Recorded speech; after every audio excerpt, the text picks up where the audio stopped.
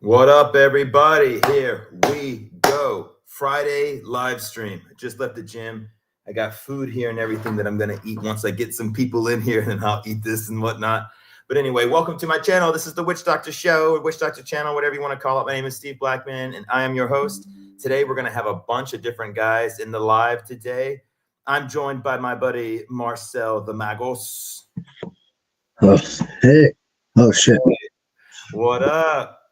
Yo, how you doing? Good, man. Yeah, I'm good.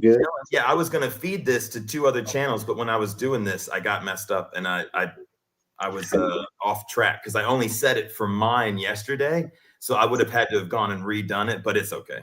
There's gonna be plenty of lives and stuff that we share. But I just sent the link to Gnostic, Tiger Shark. Now, guys, real quick, just before we get started, like and subscribe 100% for sure. Thank you. And also, keep in mind, later on in this episode, I'm sending the link to an email with 10 different people who have emailed me. Some don't like me and some do. But after we get Neil on and after we get Tiger Shark on and we have some open discussion with some stuff, we kind of continue our conversation from last time. Sending Steve Cross Bible the link too. Sending everybody the link today. All right. So I went to the gym a little earlier, knocked that out, and my kids are on spring break. So I'm going to be here at the house a little bit this morning. I thought I would plan a live. What's going on with you, Marcel? Oh, not much. I'm busy with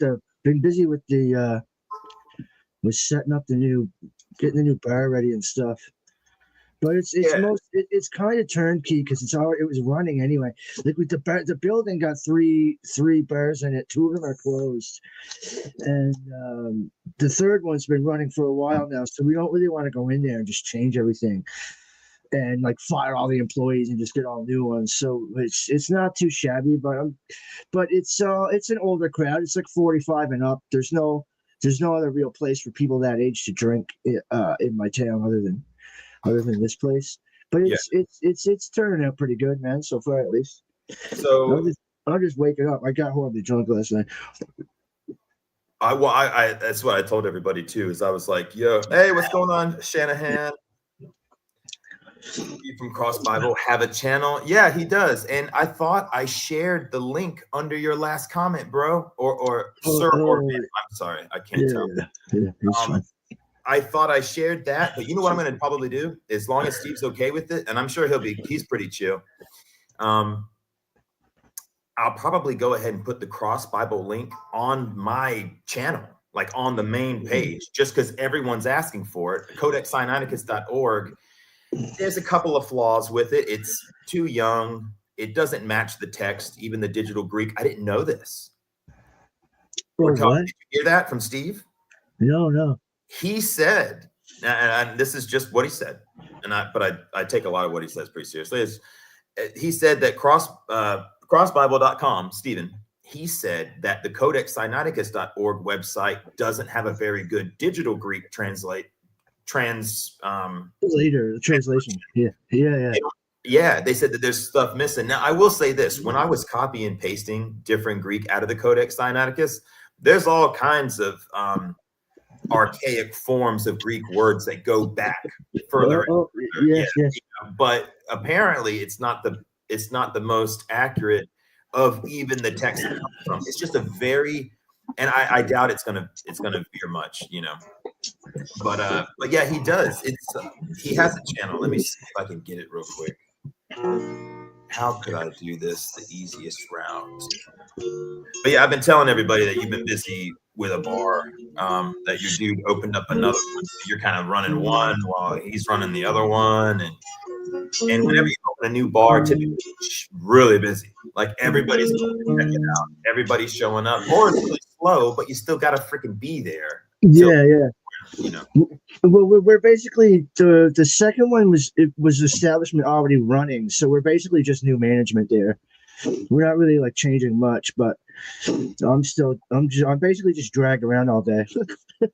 Right. I'm just like cause we're best friends too, right? So like it's an interesting dynamic, like the two of us. To people who don't know us, it looks kind of bullyish, but well, I had a like him bullying me kind of deal. Well, I had friends that I volunteered to help out while they were building new businesses and stuff. And you kind of just take that. You kind of know you're going to be doing some of the bitch work because you're helping the guy get the shit going. So it's just, it's just part of that. I tell people, volunteer to do everything you can for somebody and really go above and beyond for an agreed upon like 90 days. And it needs to settle down some, and become more of a regular work-life balance thing. But when you're helping a buddy get the thing up and running, yeah, you're gonna have long nights, longer days than you will in the future, more complications. Yeah, well, but there's a lot of complications too because of my struggle with substance abuse. Right, I've just done stupid shit like being a petty thief and stuff like that. Like. So, like, some of the shit I guess warranted. Some of it's we're good friends. Either way, it's just mentally taxing sometimes. All right, so guys, just an update. We got Neil from Gnostic Informant. He's about to jump on in just a second. And I also sent my mom the link today. She might jump in for a little bit when she has a quick 15 minutes or whatever. And anybody's doing all right. Yeah. So me and my wife talk about you, Marcel. If I don't hear from you, I'm always like, I hope he's all right, or if he got drunk. Yeah, it's adorable. What's been going on with you, Tiger Shark? Just working. How's everybody? Marcel and I were just watching one of your fans. He made a video about you, Witch Doctor. Oh yeah, the Rock Pass. Yeah, he's been doing stuff. Dude. For the last couple of weeks now. It's funny. It's funny. Yeah. Who else we got? Oh, here he is. Oh, hey. What's going on? The man of the hour, bro. What's going on? Yeah. Nothing, man. I'm excited to join. Talk. Have some discussion about this stuff. I was enjoying the last time we did this. Dude, I can't tell you how great that episode really was. I got so many views like in 24 hours. Yeah, we covered a lot of ground. I think we agree on more than we disagree. I think we're getting somewhere. I think so as well. I think so. Well, what's funny is that like ever since I've had the channel, I've had the same outlook on just about everything.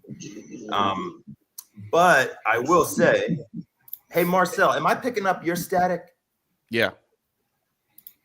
Mine? Yeah. Hey, I tell you what, let's do this. Just because I had a bunch of people bitching, since your mic's so sensitive, mute in between.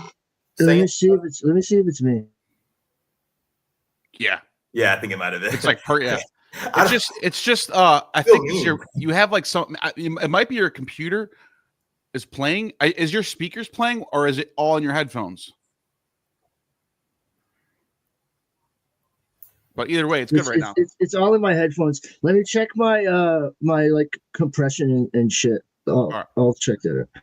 Yeah, you're good. I mean, you got all kinds of equipment hooked up, and I know it starts to get a little, layered when you have so many different apparatuses. And plus, I think he streams through OBS. I'm just doing it directly through the camera and just into StreamYard. Yeah. I think it's a little cleaner like that. But I think so too. When I upgraded StreamYard, obviously the logo's gone now, which is great, but the video quality is better. I did notice that. Yeah, I can't stand that StreamYard logo thing. I can't stand that thing. Well, I think even people won't even watch your videos if it's up there. Something about how the human brain and they see that little StreamYard logo and they go, I'll watch your videos when you actually invest the $88 a month into having a freaking. There might be some truth to that, I think. Yeah. Yeah. Well, if I have a grainy video, like Marcel, who's that dude? Inspiring Philosophy? Oh my God. Don't even get me started. No. Archaics. Oh, okay. He's got a grainy laptop camera, like I started with, right? Yeah. And I don't know what it is. I'm sure he's got great stuff to listen to and interesting ideas, but because it's so grainy, I have not watched a single video. I know that in my own head, I'm like, I don't want to suffer through this muffled voice and I'll go watch Gnostic Informant's channel where everything's nice and clean. I feel like if you're going to do this, even if you're not making a living off this, if you're going to do this on a regular basis, you should at least do a little bit of investment towards it. I think. Yeah, a little bit. Yeah, I bought this camera for $165, and then StreamYard's $88 a month for the top plan or whatever. It looks great, and this is perfect the way you got it. I sent Marcel a new camera for his birthday. It doesn't look quite as clean as mine. I don't know if that's because it's going through OBS or if it's needs a light. all the way in Canada. His camera looks good. He needs a light. You need to get a light. Yeah, it's light. I need light. Yeah. The light, because the light's behind me, it's fucking up the. Get one of these things. Put it right in front of you. See that? Makes your whole face light up. I got a ring light here. I got one of those tall Walmart lamps over there, and then back behind me, I got like the plant light that shines on all this shit. But yeah, get colored lights to put behind you, not on your face, but behind you, and then a white light in front of you.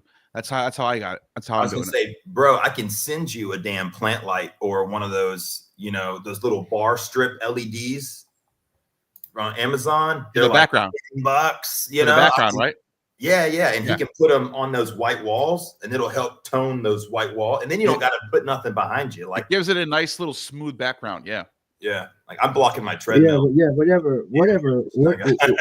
Whatever works, right? Like, I can't figure out where the static is coming from though. I hear it in my headphones too. Why don't you just, whenever you want to speak, just unmute yourself, and then that's what I used to do. I used to have the same issue. I used to back and forth. Because when you're talking, it sounds good. It's just when you're not talking. What I noticed the other day with Mandy in the car was Tiger Shark would go to talk, and it would muffle Tiger Shark. And then when I would mute Mandy, Tiger Shark's voice, boom, perfect. Yeah. And then I unmuted, and I was like, damn, it's picking up that wind. There's something with the audio, yeah. Yeah, and it's making it the dominant sound, I guess, Yeah. But anyway, what you been looking at lately, Tiger Shark? Anything new? Well, he just mentioned IP, so I gotta run with it. Okay, so did you watch Deconstruction Zone? Justin from Deconstruction Zone. Yeah, of course. Dude, I was like, bro, you missed a big opportunity because this guy, and he did the same thing at that convention you were at, where, hey, what's up, Harmonic? And he did the same thing at that convention when they were debating. And the problem is this guy's basically, literally his own fans would call him a heretic if you just stopped to listen to him, what he says, and then call him out on it. Yeah. So it was regarding the slavery thing and who abolished it, because he's trying to take credit that Christians abolished it, right? Which is kind of nonsense. It's not the first ever to abolish it. Yeah, it's complete nonsense. We know that for sure. And Justin was like bringing those facts out of it, like the Chinese, they did it in India. Some Native American tribes actually did it too. There's evidence of that. Yep. Actually, I just made a post about this, but continue. I'll show it after you're done. So, but my approach to this, and this is what Mandy talked about. Mandy Moorhall talked about Amon's technique at debating, which is all wrapped around heuristics. If you look that up, right, and you just learn a little bit about that, basically you just use their own words against them.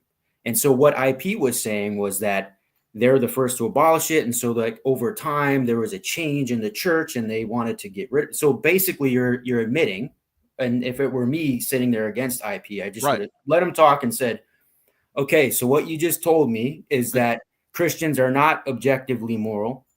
Right. They had to change their mind at some point, as you just said. Right. You're relative moralists, right? You're subjective relative moralists. And these ideas, his the Greeks fans would have hated him for that. Right. His fans would have been like, "Oh, you're a heretic now, bro. We're Andrew Wilson of the world. We're objective morality, And what's so crazy about that is, when they started getting into science, that's Thomism, that's Aristotelian logic, that's Aristotle. That's not the Bible. Yeah. So that all the credit goes to the Greeks. I have a post on the bottom if you don't mind, Marcel Pont. Thank you. So. Let me just make this a little bit bigger. Can you read that at all or no? Yeah, we can read it. Okay. So I saw this post from a Christian. This is a Christian professor, Nancy Percy. She's a professor at some college, at some Christian university somewhere. Look at this. Who is the first person in history to argue that slavery is morally wrong? This is what she writes. This is a complete lie right here. And watch how I demolish her. There is no criticism of slavery as an institution in Plato, Aristotle, or Stoicism. That's a lie. I'll get to that in a second. But in the 4th century, a church father named Gregory of Nyssa was the first person in history. Bullshit. The Persians were. Never mind. Anyways, this is bullshit. To argue that slavery is morally wrong. She writes, he argued that you cannot exchange the amount of money for the image of God, blah, blah, blah, blah, blah, blah, blah. Some stupid historian that I don't even care about. So I wrote,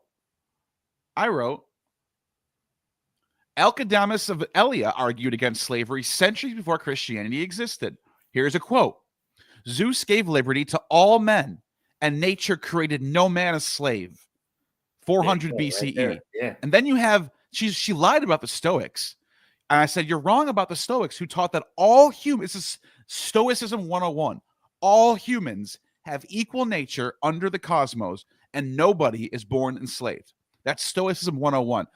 And on the opposite of that, let's look at the Bible. the Christians drew from the Greeks, not the Bible. Yahweh was pro-slavery.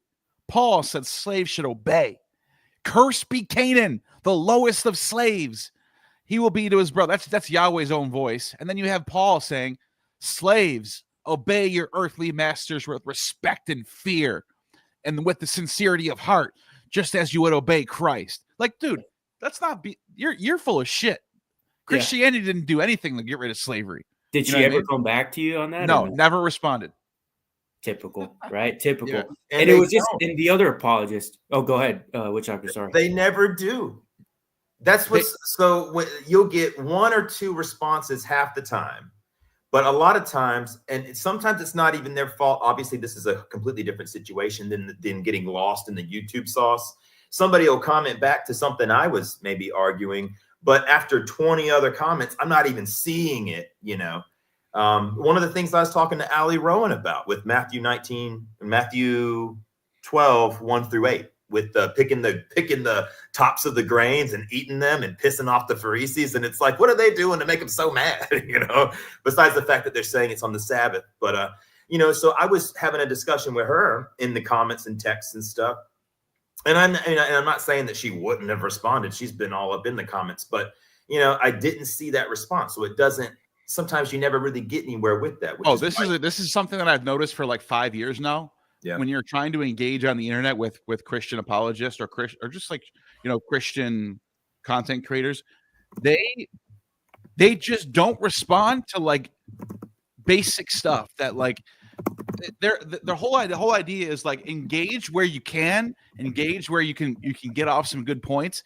But as soon as someone comes after you with something that's like something that actually makes sense, just ignore it. Don't even just ignore it. You know what I mean? That's how they play it. Well, here's another. Oh, go ahead. No, you go. There's another example. And that guy, what's his name? Woods? Is it David Woods? David Wood, yeah. Yeah. So this guy, I mean, I'm listening. Oh my God. So trust me, I suffered through because people started naming these guys. So I said, I'm gonna go watch them just to see what they're saying. Right. It's hard as hell to watch. But here's another good example of their sources and citations are complete garbage. So I don't know if you heard of this one, but this David Wood guy was spouting it out for a while. IP does it too. But they're saying, okay, there's a study, there's a Gallup poll that says if you're a Christian and you're married and you pray 4 times a day, your likelihood of divorce goes down to like 1%. If you actually look for that, and I got this from a PhD psychologist that looked for this and actually contacted Gallup and made a video about it. And the poll doesn't exist. It doesn't exist. And if you track the sources, it goes back to a Christian blog site. Yeah, I don't know if you saw my video where I reacted to my own debate performance, but in the beginning of that video, I was reacting to IP when he debated Dr. whatever that guy's name is, that scientist dude. Cross. Yeah, Cross. And he kept saying multiple studies say he never, and if you actually pay attention, he never once tells you what the studies are. Yeah, he never cites anything. And I'm looking at the comments and they're going, oh, he destroyed him with all these sources and facts and logic. He made up sources that don't exist. Multiple studies say that I'm right and you're wrong. Anyone can say that. And they will give you sources. That's the truth. Take the due diligence and look at them, and what you'll find, you know, they say the opposite. They say there's a 2014 Pew Research poll that came out that splits up divorce rate by religion. No surprise, my friend, the Christians are very high, and they have a growing rate of infidelity. So even guys like Crucible and Andrew Wilson that you debated that goes, oh, well, marriage is the best thing. It's your duty to do it. He's all about duty. He's a Kantian, okay? He says it himself. He's all about Kant. right? That's his philosophy. That's where he gets. But Kant, the problem with Kant is his stuff is all about consent. So it lacks consequences. It just forgets about it. So And this he is why forgets that marriage existed before Christianity. Well, if you look up societies pagans before invented Christianity, it was like 1 in 6 societies were monogamous. Yeah. So them trying to say, well, it's our invention and it's the best thing since life. The Greeks had the god Hymen. The Greeks had a god for marriage called Hymen. Yeah. Yes. There's a marriage god.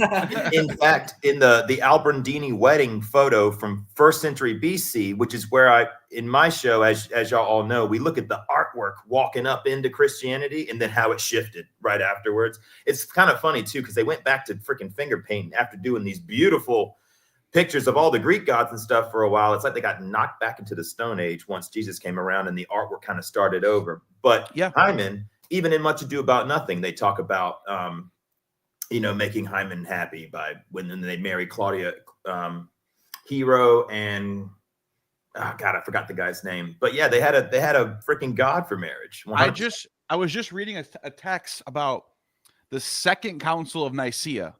It's called the Council of Nicaea II. It happened in the 8th century. So in 760, I think it was 767.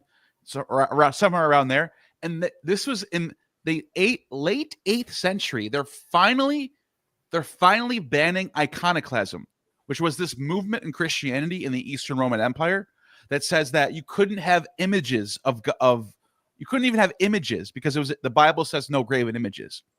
Yeah, but track the coins. Yeah, it took them 8 centuries to finally go, actually, icons are good. We should probably keep the icon. What the fuck? Took you that long?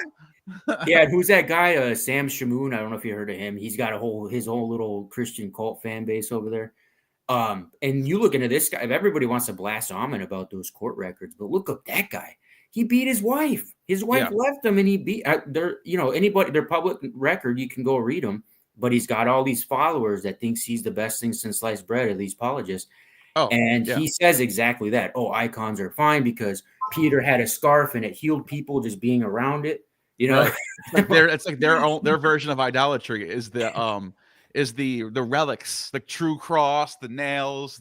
Some of them have so you know what they were sharing. They were passing around Europe was foreskins that they thought were Jesus's foreskins. But it was stolen. It was stolen, wasn't it? Hundreds of foreskins lying around Europe that they thought were Jesus's foreskin.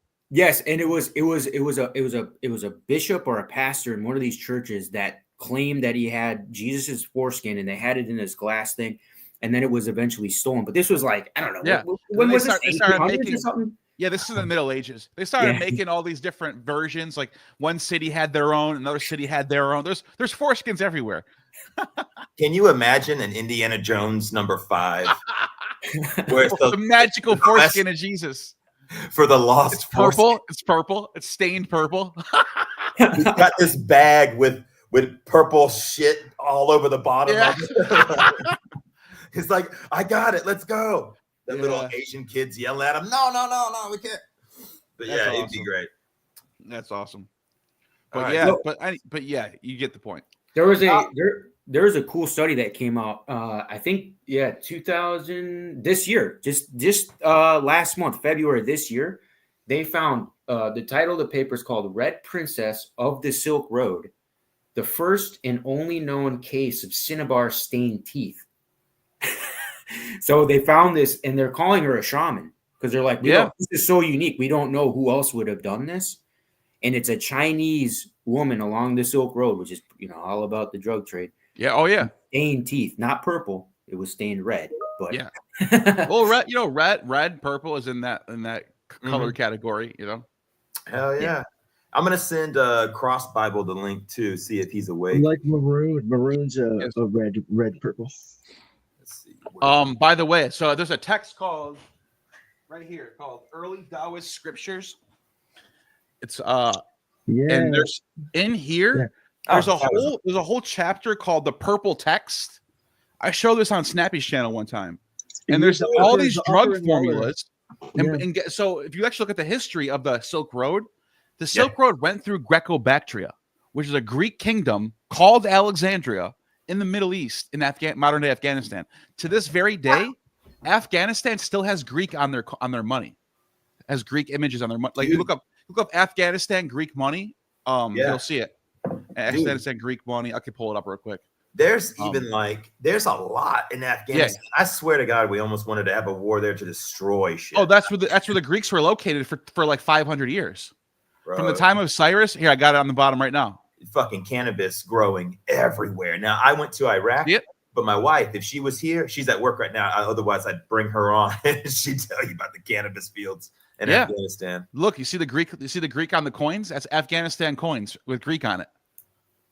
No shit. Yeah. All the way over there. It says Eucratitu. Eucrates is the guy's name. And it says Basiliu, king of Megaro, great king. So the great king Eucrates. That's what it says. And there's the horse riders with the Phrygian caps. So this is an old Greek coin from like 200 BC.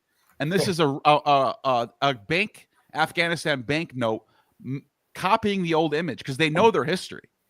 Like, here's another one right here. They know their history. The Greeks used to live there. And guess what went right through here? The frickin' the Silk Road went straight through Greco-Bactria.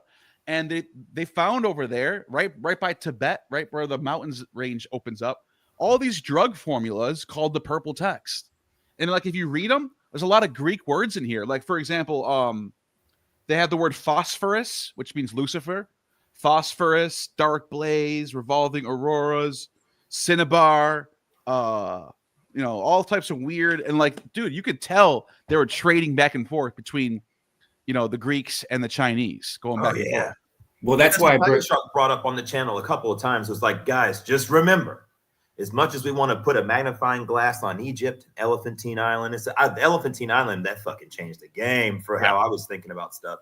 But then he's like, but just remember, the Silk Road was the freaking the real deal. That was the shit back in the day. By the way, funny how now there's like it's been obliterated to shit. There's a source in Plutarch that talks about Julius Caesar walking up into the Senate with a silk robe on that he got traded from the Greeks in the East, which is the Silk Road, which they're talking about those Greco-Bactrians that were still there in Caesar's time. Yeah, so I postulate that it's actually from the Chinese because I did a little deep dive on it because the Chinese, they had different primary colors going on with their royalty. And there was actually a family, one of these, there's a bunch of them, rich, the rich class, basically the upper class. And they would always do crimson. And then for whatever reason, they're like, we're going to make our primary color purple. Yeah. And it started a war. Literally, there was a war in China over his. Yeah. And the guy won, and so their family was donning the purple robes and the stuff, and that kind of came down. But that whole Silk Road stuff that you read from the Caesar got that silk from the Chinese through the Greeks, through the Persians. Yes, it goes. They didn't Caesar and the Romans didn't talk to China directly, but they went through middlemen, which were the Greeks and Persians. Yes, but all that stuff that you're reading, I'm assuming is going to be what most historians call Silk Road. But bro, we know, I'm looking at a paper right here. They had in Atlit Yam, which is in around Israel, modern day Israel, and 6,700 years ago, we have opium. We found it. Oh yeah. So like that trade going there and then going into Europe, like in 5,300 years ago, going into France. Like we're tracking that trade way before the historians want, because they say like 300, 200 BC. This was happening way before that. Absolutely. They found a 6-finger shaman actually in modern day Israel too. She had 6 fingers and she was wearing 6 rings. Yeah, it's like the Princess Bride. You got 6 fingers on your left hand. That's crazy. I love that movie so much. Oh. Hell yeah, man! It's so classic. It doesn't matter how bad of an actor that main blonde dude was. I forgot his name. He was in Glory and Robin Hood, Men in Tights. Men in Tights. Yeah. I love him. He's a great actor, but like everybody kind of makes fun of how bad he is, sort of like a Keanu Reeves thing. Like, have you ever studied different things for different roles? It's like, yeah, sure. It's like, well, have you ever studied anybody that was good at acting like before they do these movies? But let's see what we got going on here, guys. I just sent Steve the link. Here he is. By the way, Steven found another source. Good morning. Stephen, you found a Galen. Good morning. Good morning. I think we should jump right into Galen's Neonisco real quick. Let's do it. And I know the Neonisco is getting old, but I think this one is this is the best one yet. Stephen found this. All right, you want to pre-reveal it? Well, we have. If you don't want to give all of it away, because we have a video coming out. Yeah, I know. We got to hold back some of it. Whatever. Okay, so you want to show the Galen? Just show him Galen. Just show him Galen. Okay. Wait. Yeah, because don't give away the whole we thing. have. Me and Stephen found like 50 sources about Neoniskoi. Some of them go back to 15. Is it 15 or 18? We found one that says no beard. So we're looking for ones that go in the other direction. We're not just trying to debunk it. We're trying to find both of them. Yeah, basically, like if you just look on the TLG for Neoniskos, and then you plug in different or a combination of like Neoniskos and Ilikia, like young man and age, hundreds and hundreds of sources. For Galen, he confirms this whole Pythagorean thing that a young man in terms of the seasons hold on, real quick to summer. Look who he cites here. He cites the Hippocratic corpus that Amon said was added by later modern scholars. How did Galen know about it then? Yeah. So here he's talking about AD, right? he's referring to Hippocrates. And then here obviously he says that like children are approaching puberty, and then after that he has Neoniskoi, right? So they're like post puberty.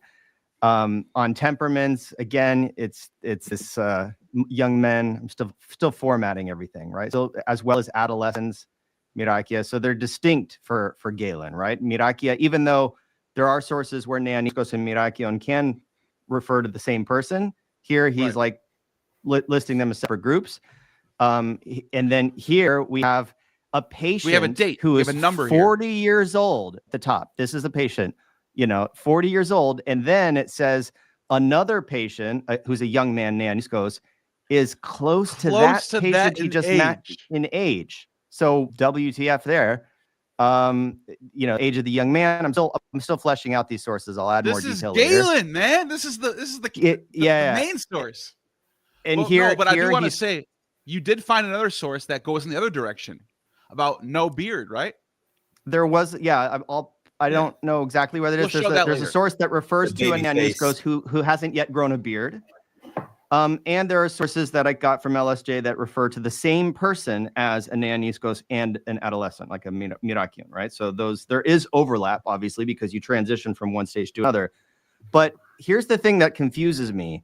If you look at the Hippocratic corpus, it says that the range of the Neoniskos is the fourth hebdomad, right? It's the fourth 7-year period. So you got up to 7 year child, and then 8 to 15 you're a Mirakion, and then you're Neoniskos, and it's like clean 7-year divisions.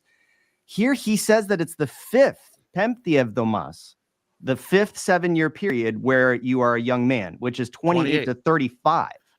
Which is later than the other sources, so they don't really agree. But Galen completely goes in the other direction. Yeah, this is Galen's interpretation of Hippocrates himself. So he believes that Hippocrates said that, and then you have, and then he says that the flow of blood in younger men continues up to age 35.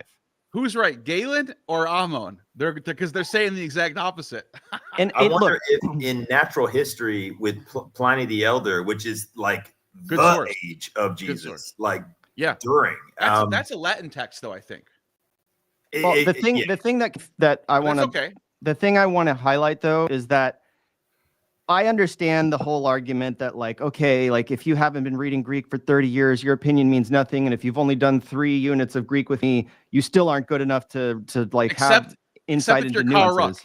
Except for Carl Ruck. You double the time that Amon has, and you say it's a young man. That doesn't count, though. But I'm sorry, numbers, when you're studying a language, you don't need to study a language for 30 years to understand numbers. Right? Yeah, I agree. That's 35 years old. Now, if you want to take the word, year, and pull up some other instances where year refers to something else, and then bring it back here and say, no, this isn't, there's nothing to see here. Don't look behind the curtain. I get it. But we're talking about 7-year periods. They're evdomas. Look up evdomas in LSJ and confirm it. It's a period of 7. And it's just I don't know how to. I know people will explain this away because they don't want it to be true. No, because they need. It's a when you have a theory that when your whole life's work depends on a theory. It's like Carrier. It's like Ralph Ellis. It's like all these other people when their You'll whole defend life's it to your work grave. depends on one theory, and you need a Nianisco to be a pedo kid. Right. Then you're just going to defend it till you die. It's not. There's no changing your mind. And supposedly we are pulling this out of our asses. Like we're desperate. We're desperate for the Nianiscos to be 30. No, I'm not really desperate. I'm looking for other sources to go in the other direction. Yeah. So this is the way that the only thing I can do, and I'm sorry to sort of jump in. This is something that I tried to show on the thing the other day, but my screen was black. And so everyone's like, where's the figurine you were talking about or the other paintings and stuff? So no, this is good work right here. This is the 2nd century Nianiscos figurine. Now, here's the thing that I can't do. And this is what I said transparently the other day. It was like, I can't turn this figurine over and see if the artists wrote Olos Nianiscos on this figurine or not. But the only thing that I look at, just with my art expertise and finger painting, right, is the baby fat on this particular, and I'm not saying that this person is 8 years old. I'm just saying that there's the non-muscle definition, but the clean face. Now, we can't tell from this figurine how old this particular person is, not to mention it's a figurine. If I asked my freaking son to go like paint me a picture, it might not look anything like me, so there's always some artistic error involved, I think you could push the Nianisco back to 18 or maybe even 16 or something like that. I think. Well, the Nianias, I thought in Luke 18 or even in Matthew 19, after he talks about eunuchs and blessing the children, and then the Nianias, I thought it was Nianias at least, and I know the Codex Sinaiticus.org is not a very good. It's not a very good example of what the digital Greek is. Not a good example of what's on the actual paper. But this particular guy right here with this little mushroom, this little mushroom-looking cap, this fez, if you will, kind of that Moroccan-looking little. What's those candies? Those dots that nobody likes. Looks like he's wearing a red dot on his head. Yeah. So this is what another artist. And remember, I just show people what artists have drawn in regards to the talking points because I don't know shit. I'm a redneck from South Carolina, right? So this particular kid here, and I say kid.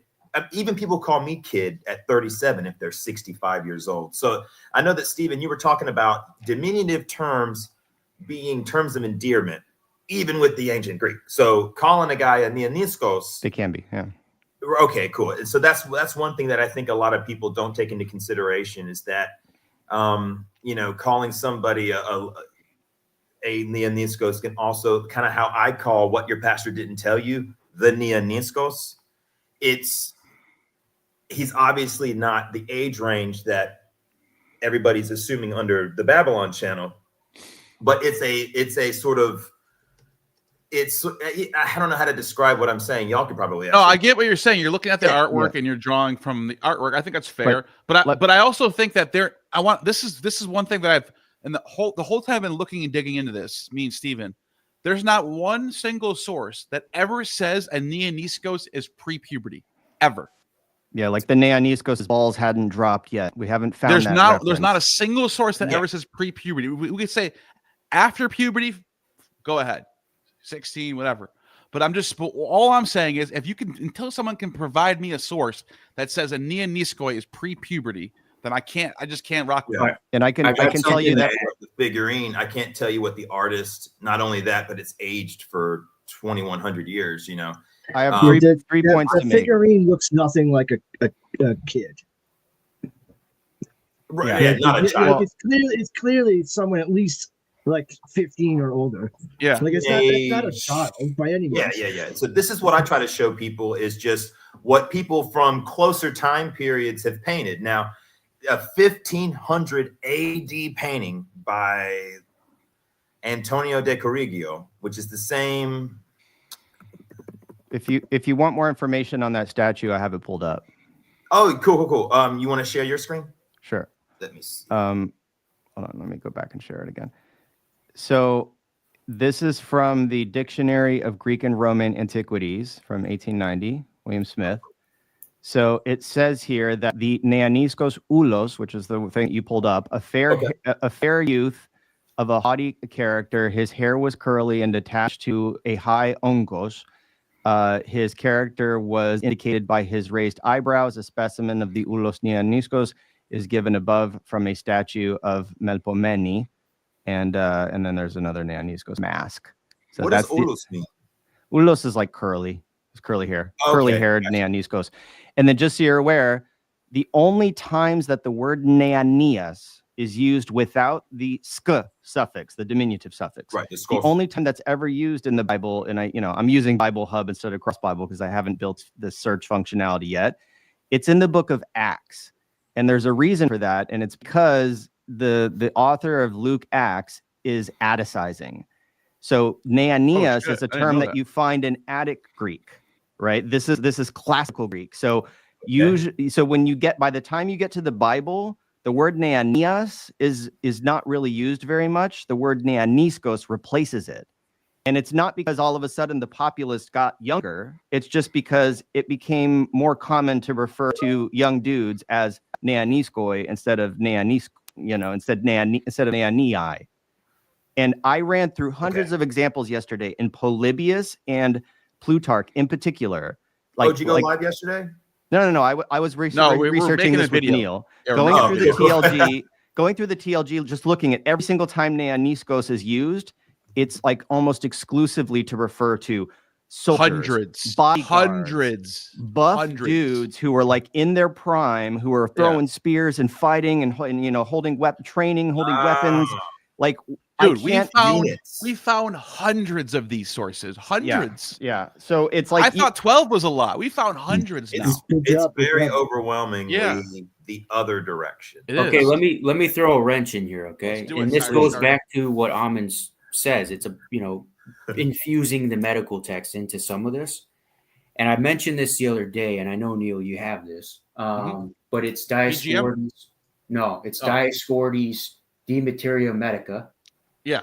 And if you go, there's two instances in here, and it's not, I'm not being definitive. I'm just saying this is what it says, right? You're good.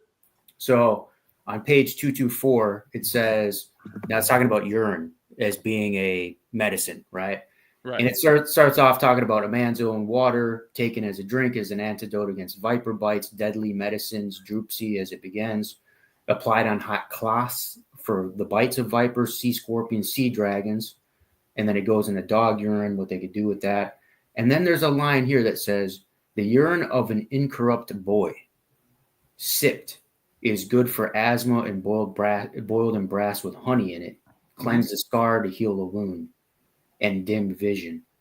Okay. So I don't know if any, because I'm sitting there, when I hear Amun saying that he needs that antidote from the kid, right? And he's suggesting that it's the seminal fluid. I'm like, but why does it have to be the seminal fluid when it potentially, according to Dioscorides, says urine?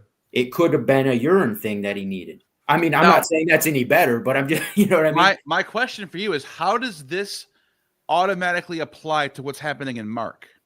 Well, I don't think this or even the seminal stuff applies. I'm just saying, if we're looking, because he's claiming the medical text that apparently nobody else can read. I can't. I know I'm not gonna. I'll admit it. I can't read any of that. You can. But I'm just saying, it's.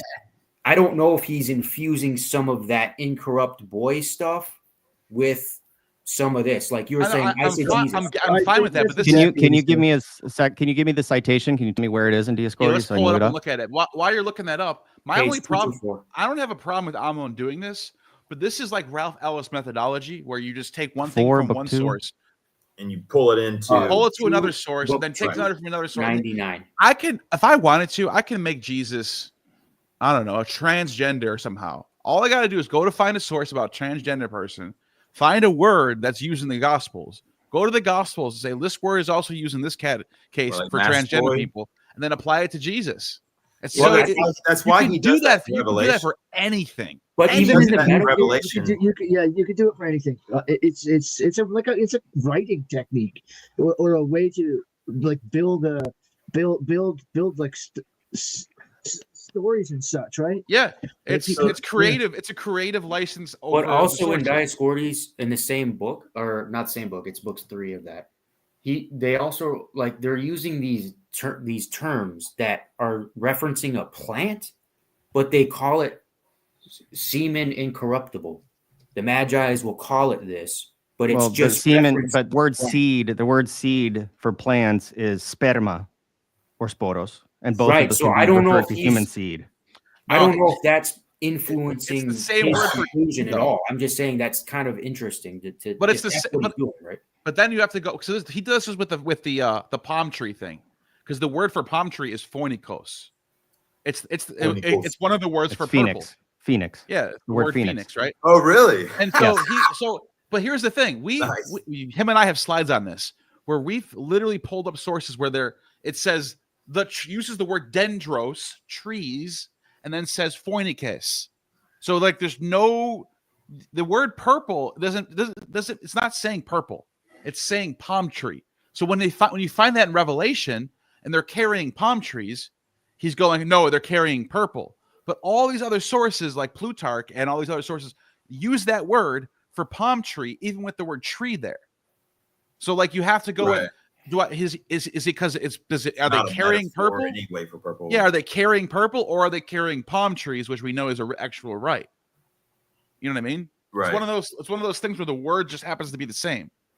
The last little thing as far as artwork, besides I have some more modern ones, but they're really no different, was in the 1500s. Now, I do think that there was a little bit of an artistic undertone of there being a perversion to the past, because it seems like we see a little bit of these breadcrumbs in Michelangelo. We see a little bit of these breadcrumbs in a lot of different things. Man of Sorrow, lots of artwork, which is what I talk about that a little bit more, like the Coen Brothers movies.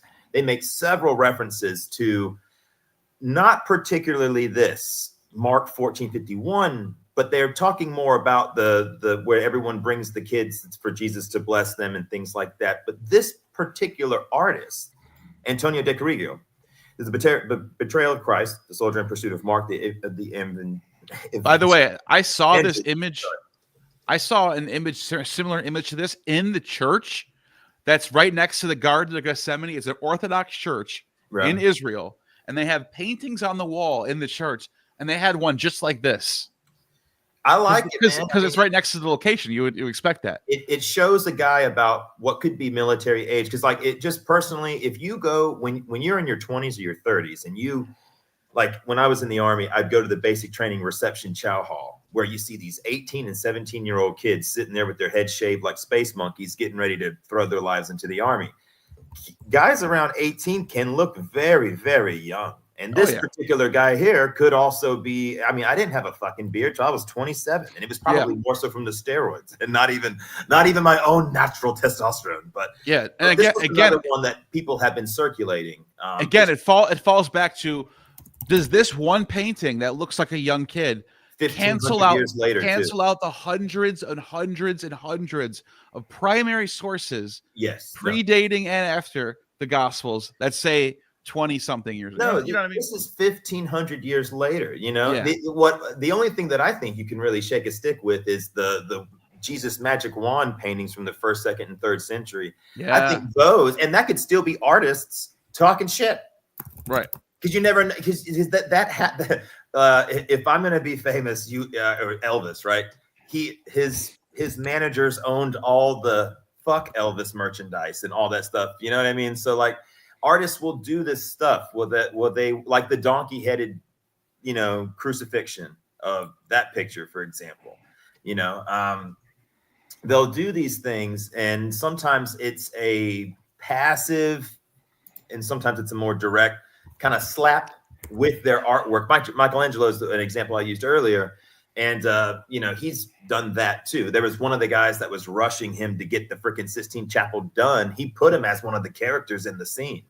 And it was a very weird, very kind of creepy picture where he used the guy's face as that character in the artwork. So, and like I said, I don't speak any Greek, but I've shown some of this stuff just in this little walk through all the art through the years. And that shows the teenager and stuff, but also Strong's definition, I believe, even says a man 40 and below. You know, so and you're right. The topic of Neoniskos has been beat to death so much now. Right. That it's now, just like but it is central to this idea is what's happening in Mark 14. Yeah. Because if Neonisko is not pre-puberty, then what are we doing? It's no longer the whole entire thing from Dioscorides, or not from Galen, about the pre-puberty come thing. All of a sudden that doesn't even matter anymore. So that's why Neonisko, even though it's boring, is actually the most central thing to this topic. Sindone is a close second. Yeah, Sindone is a close second, which means cloth. But and in that painting, it's not a sock cock. Everybody wants it to be a sock cock so bad. I think that's the bigger stretch with the text than even the age discrepancy argument.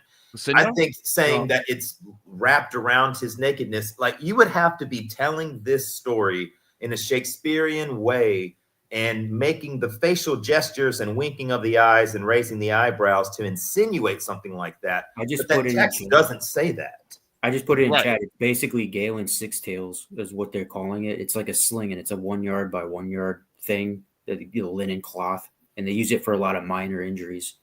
When I click on it, it says we can't find what you're looking. It's like whatever link you gave me. Something got cut off. All right, let me try to get a different one. Guys, I got the scribe one though.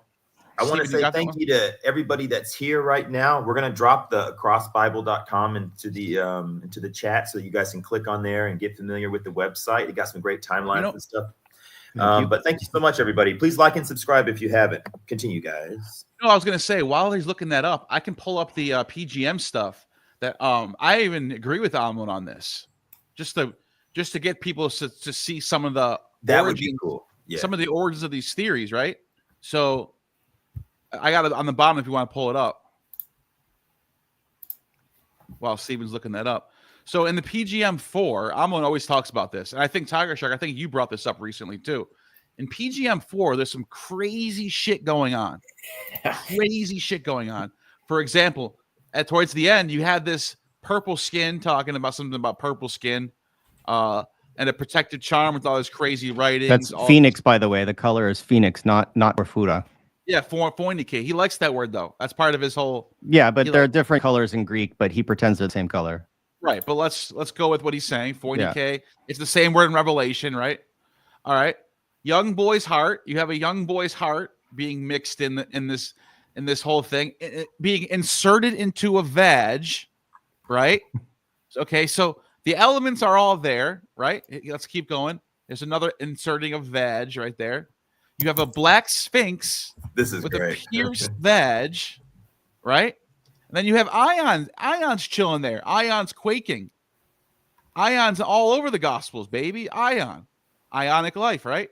So all I'm saying here is, that's where Ruck called him out and said, "Young man," from the seats. He said, "Young man," and then he goes, and then he's a kid to me. Yeah, he goes, "He's a kid to me." He goes, "Puberty? Okay, we'll say puberty then." Do you want me to read? Do you want me to pull up the stuff from the PGM that goes over the inserting it to the vagina and then inserting it in your hand? That's this one right here, right? This one right here. Where it says they took all his skin and put it into your vagina, that you drank the blood of his sea fowl. It says this a few times, like right here. There's one. That was one of them. Yeah. Yeah, there's two. It has it twice. I think there's maybe. And it says, it took the skin. But yeah, you can pull up yours if you want, real quick. Steven, let us know when you're ready. Yeah, it's really hard to find because it's like an English translation, and it's like not. It doesn't have the same chapter divisions. That you can't do a word search. I can, but he talks about urine a whole lot, so I have to find this exact reference. So it's tough. I don't know if I'm going to find it on stream. I'm looking. So obsessed with urine. The numbers don't match up. The numbers don't match up from the English. I'm trying. Just give me some time. Give me time. All right, keep going, Tiger Shark. Yeah, I'm finding it too. So you guys want to dance? Johnny, didn't you pull out a book earlier? Johnny Harmonic, you pulled up a book or something, right? I want to let you get your thoughts in. Yeah. You want me to read from a book?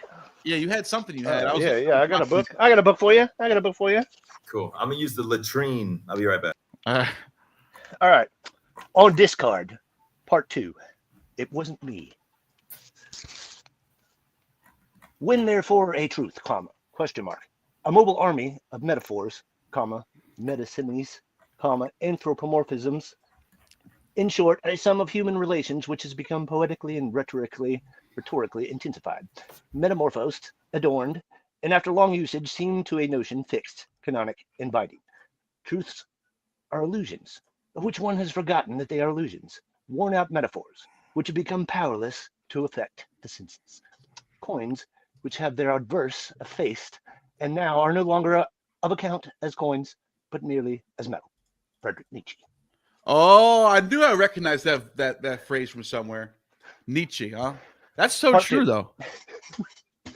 That's kind of what I'm noticing with this whole Mark 14 theory thing. It's a creative eisegesis using metaphor, using the medical paradigm, and sort of bringing paradigms together. All right, I found the others. Let's see. All right, cool. So there's the one.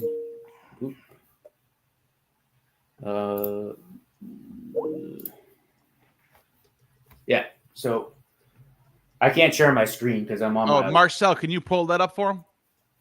Or do you have access to it? No, I'm on two computers. Oh, here, send me a link then. I'll do it. Okay.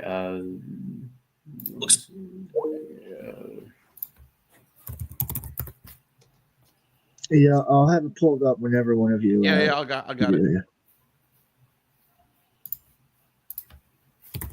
This is from the PGM?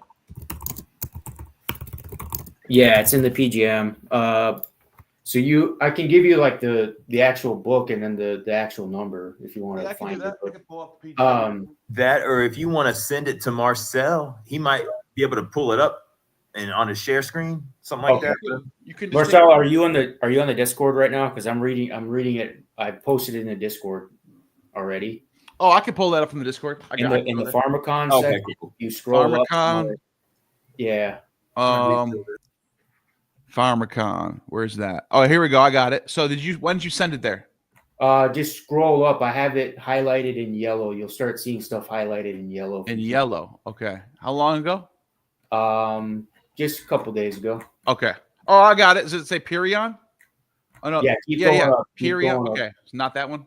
You'll see the. Oh, that's the one. That's the one with the urine thing. I see that. Yes. So keep going up a little bit. Okay. Oh, here we go. PGM 3. PGM 3. We got PGM 4 too. All right. Here, I got them right here. Yeah, this is the one that I just looked at.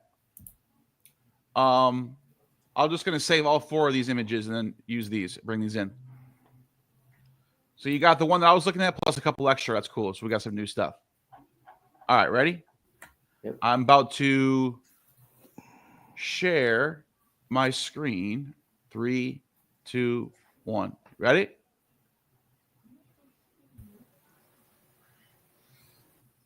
You see that one? Yeah. Yeah, Oh wait, it should be actually, good, let me wait. Am I sharing this right? Okay, so let me share this. For some reason, I can't. If you share it, like if you click on the bottom left of the Discord, it will put its own window and make it larger. Yeah, that's what I have right now. It's got its own window here. Can you see it? I can see it. For some reason, I can't make it bigger. Or actually, I could, but it's just blurry. See? That's pretty good. It's all right. But you got, so you can see where it says the bloody discharge of a virgin dead untimely. So you got your virgin, right? You got your skin into the veg, Right. and then you're drinking the blood of a sea falcon. Right. So obviously, like, look, the PGM is full of dirty stuff like this. I don't think anyone can deny that. I don't think that's where most of that motivation comes from. Yeah, for sure. I think he's drawing from the PGM here. I'm going to pull another one that you just gave me. But he's pulling these in with that I-core. I think that's where he's linking. That's where that link is. Yeah. Okay, hold on. Let me pull up another one real quick.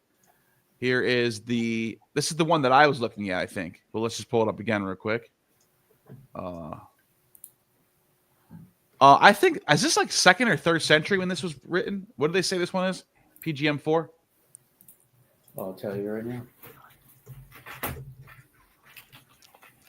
So this one right here, you have this skin, put it in your veg again, and then but Pan before your eyes shot forth his seed. So you got, so when you take this and you couple it with what's going on in Epiphanius's text called Questions of Mary, or against the Borborites, or against the Nicolaitans, or against the Simonians, all of a sudden you go, oh, these Christians are like PGM fuckers. You know what I mean? Yeah. And I think Amon has a point there. I think Amon can go, Epiphanius is a source that talks about Jesus performing the seminal fluid rites. They're making Eucharist out of menstrual fluid and semen. Right. And it's the body and the blood of Christ. And you can go and you're going, well, here's some primary sources that support this. And here's something on top. So you just asked when that was written. That was written in 3rd, 4th century CE, but the Borborites, the Borborites are late 1st, early 2nd century. Exactly. And some say like 50 AD even. Yeah. Borborites were early. They were one of the first heretics on record. So it kind of linked, that are doing. Yeah, that. no, you got a point. Yeah. I think, and I brought this on Danny Jones' podcast the first time I was on there. It's got 1 million views now. I told Danny Jones, I think Questions of Mary is a legitimate source, not 100% true, because he even goes as far as say they ate babies. Like he's saying that they ate aborted fetuses as part of the ritual. Yes, they do. I think Epiphanius was hearing rumors, but I think some of it was true. I think there's some truth to it. I think there were some early Christian sects and denominations that were wild as Amon's trying to portray Christianity as. I think there's some truth to that. I believe that. Yeah. And I'm not just saying that. I actually do think there's some truth to that. I always say it's from rednecks out in the middle of these places that aren't like Jerusalem's like that's the big apple, if you the big olive, whatever. That's like the main, and then the further away you get, it's just like now, it's like things change once you get out into the country, and once you get further and further away from, things get dirtier. It starts to less laws, slower, a little more freedom, slower changes. They're still wearing Jinkos. Right. Look at this one I pulled up. Look at this one I pulled up. Okay. Look at the bottom of it. This is what you sent me, Tiger Shark. On the bottom, there's a footnote. I think this is from John Scarborough, by the way, who wrote this. It says that is one to be placed in the anus. Yeah. This is what I'm talking about. This is the good stuff right here. This is what we're looking for. This is what we're looking for. But no purple. I just wonder why Hillman doesn't cite it. Yeah, this is like why doesn't he cite it and use it? He does talk about this, though. He does. It's a good point. I mean, you should use it more. I mean, in Toxicology and Antiquity, like he cites non-existent sources when he has the PGM that he could easily point at. Yeah, the PGM is the best source for this stuff. Yeah. No one denies the PGM is dirty as hell. Yeah, I think my wife has it printed off right. And by the way, the PGM, the main god of the PGM, if you had to pick a main god, because there's hundreds of gods in the PGM, but if you had to pick the most supreme god in all of the PGM writings, it's Yahweh. It's Yahweh Sabaoth. Yeah, it is. And it's constantly bringing up Jesus and Peter and Moses and Paul all throughout the PGM. Christianity's all throughout this thing. So these are Christians that are writing this stuff, or they're at least Christian heretics. You know what I mean? I got another source we can look at later, Neil. I don't know if you can. You're a wizard and you can pick it up. But the notes I have from the Christians themselves that talk about the Borborites, Nicolaitans, and Revelations and all that, they say that they started twisting the scripture in 55 AD is what they're claiming these Gnostics were doing. This is what Epiphanius writes, right? And they say, well, it's in the Panarion. Yeah, this is Epiphanius. This is what I was just saying. Book 1 sect. Yeah, I have a reference. I have the whole book right here if you want to look at it. Yeah. Okay. And, yeah, if you want to. I mean, I think it's a pretty legit source. I mean, yeah, I can pull it up for you. Against the Borborites.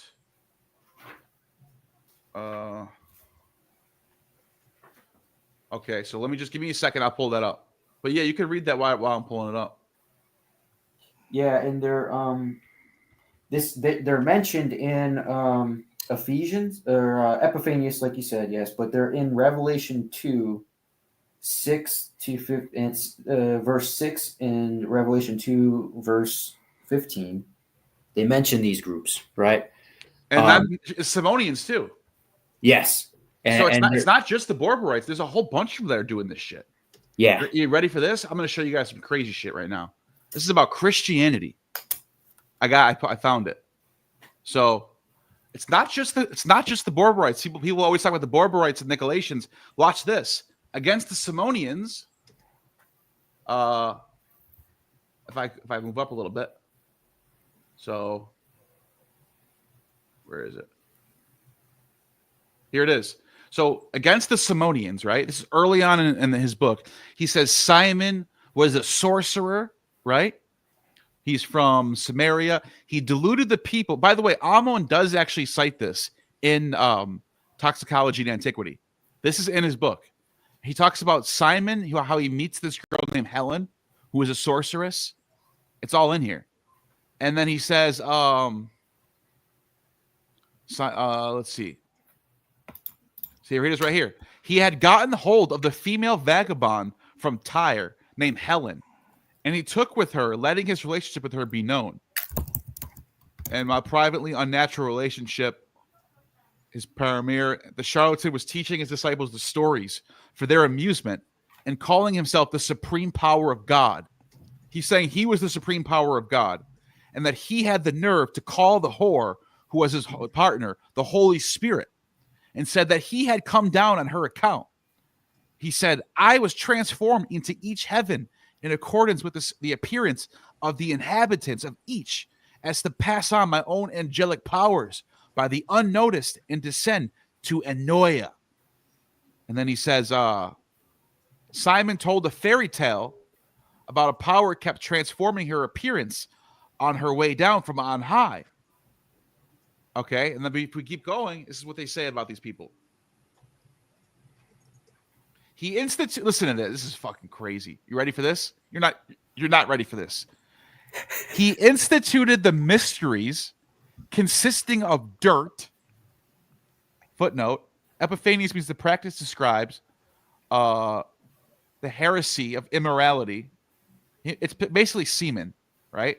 Right. Consisting of dirt, and to put it politely, the fluids that flow from the bodies of men's through seminal emission and women's through their regular menses, who are gathered as mysteries by a most indecent method of collection. I just want to pause here for a second. Do you understand how early on this is? If this is true? This is Simon Magus from the book of Acts. Right. This is like 60 AD. This is before the Gospels are even written yet. And this is what they're saying about Christianity. So just keep that in mind. This is pre-Gospels, if it's true. All right. And then he said, and by the way, Epiphanius wrote this in the 4th century. So he is hearkening back. But anyways, and he said that these mysteries of life and the fullest gnosis, that's the word Greek, but for anyone to whom God has given understanding, gnosis is above all a matter of regarding these things as abomination instead, and death rather than life. So you see they do this semen Eucharist and seminal emission and women's menses. So that's the first time it comes up. And then if you just do a word search for emission, you get a whole bunch of shit. So here, this is against the Nicolaitans. Against the Nicolaitans, right? He says, where is it? He says, Prunicus, some Christian named Prunicus, probably around the year like 70, 80, 90 AD, late 1st century, right? He says, when they summate their own passions with this kind of disgusting behavior, they say in mythological language of the interpretation of their disgusting behavior, we are gathering the power of Prunicus from our bodies, and through their emissions, that is, they suppose they are gathering the power of semen and menses. Are you kidding me? This is Christianity. Yeah, and the Christians actually teach this themselves. So a lot of pastors and bishops will use this against the quote unquote Gnostic groups. Right. This is what the Gnostics are doing. So here's the Borborites now. Same story. We already know this one. He says Noriah revealed the powers on high in Barbello, the scion of the powers, who was the Archon's opponent, and the other powers are. And she let it be known. By the way, this is originally Greek. This is an English translation of a Greek text. Right.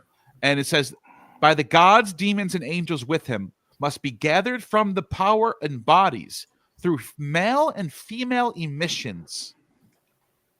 And then it says down here, I am writing about them and describe one by the outrageous teachings and their falsely termed gnosis. Look at this right here. One of them, afflicted and blind to their own eyes, are blinded, introduced Bar-Kabbas as another prophet, and one worthy of just the name. Kaaba means fornication in Syriac, but murder in Hebrew. And then if you keep going, you'll see this is the craziest part of all. They recognize each other from this. They start feasting right away. And they set up a table with lavish provisions for eating meat and drinking wine. And even if they are poor, but after drinking about, they, let us say, stuffing their overstuffed veins, they get hot for each other next. And the husband will move away from his wife and tell her, speaking to his own wife, get up, perform the agape with the brother.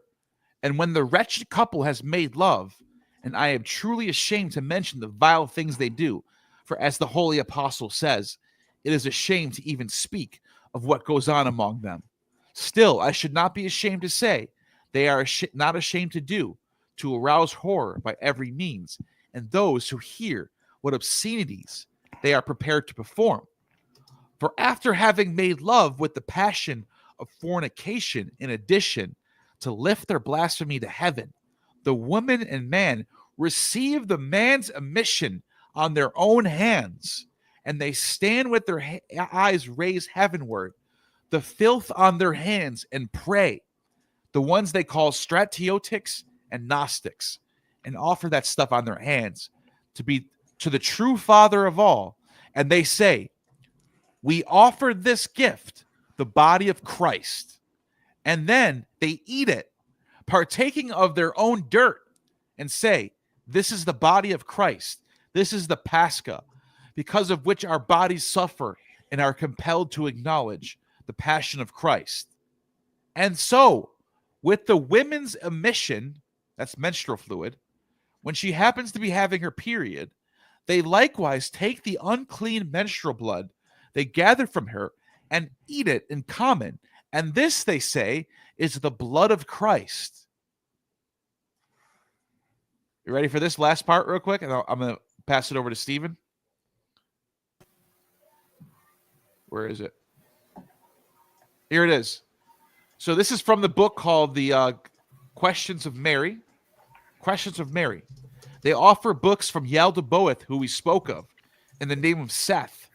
And they call the Apocalypse of Adam. And they ventured in the Gospels, the names of the disciples, and are not ashamed to say that our Savior and Lord himself, Jesus Christ, revealed this obscenity. For in the so-called Greater Questions of Mary, there are also lesser ones forged by them. They claim that he reveals it to her after taking her aside on a mountain, praying, producing a woman from his side, beginning to have sex with her, and then partaking of his emission, if you please, to show this we must do that we may live, is what he says to her. And then Mary was alarmed and fell to the ground.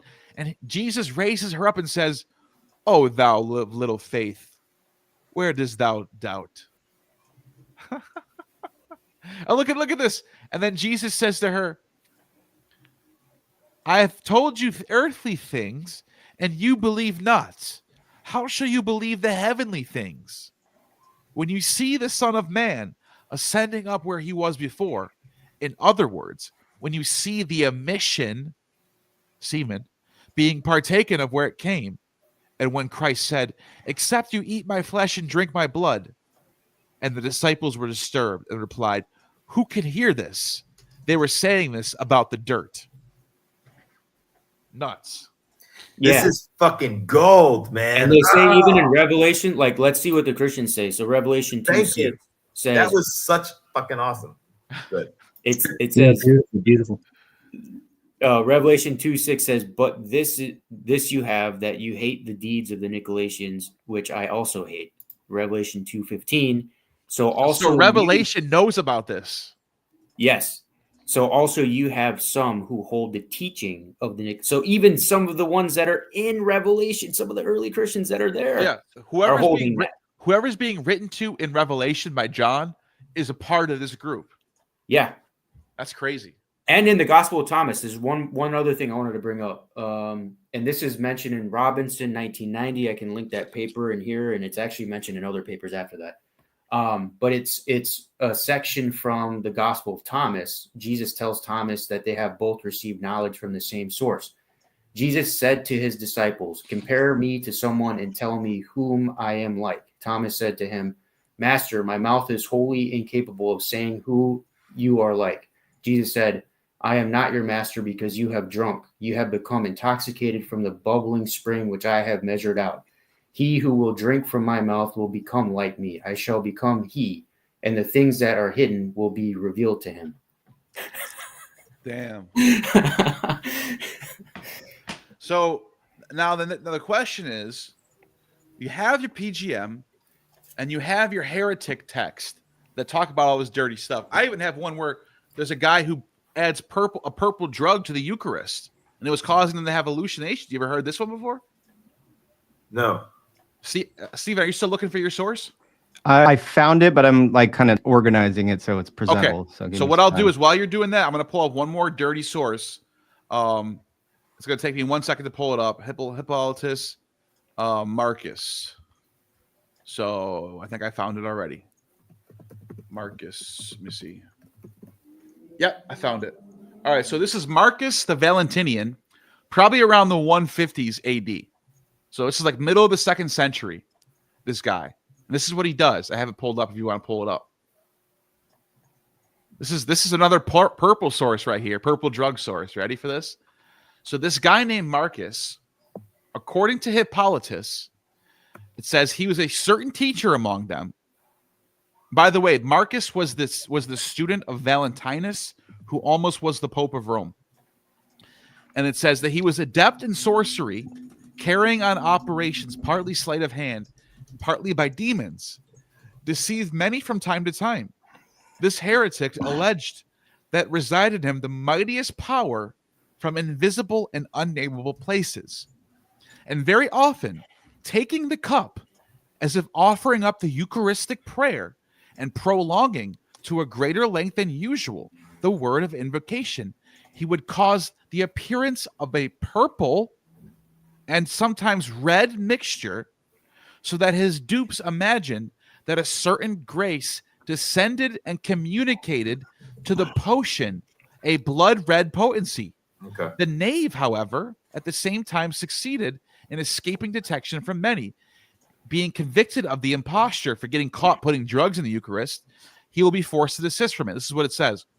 For infusing secretly into the Eucharist some drug that possessed the power of imparting the color, the purple, as alluded to above, uttering for a considerable time nonsensical expressions. They're tripping balls off a purple drug that he added to the Eucharist. He was in the habit of waiting in expectation that the drug, obtaining a supply of moisture, might be dissolved and being intermingled with the potion might impart its color to it. The drugs, however, that possess the quality of furnishing this effect, we have previously mentioned in a book on the magicians.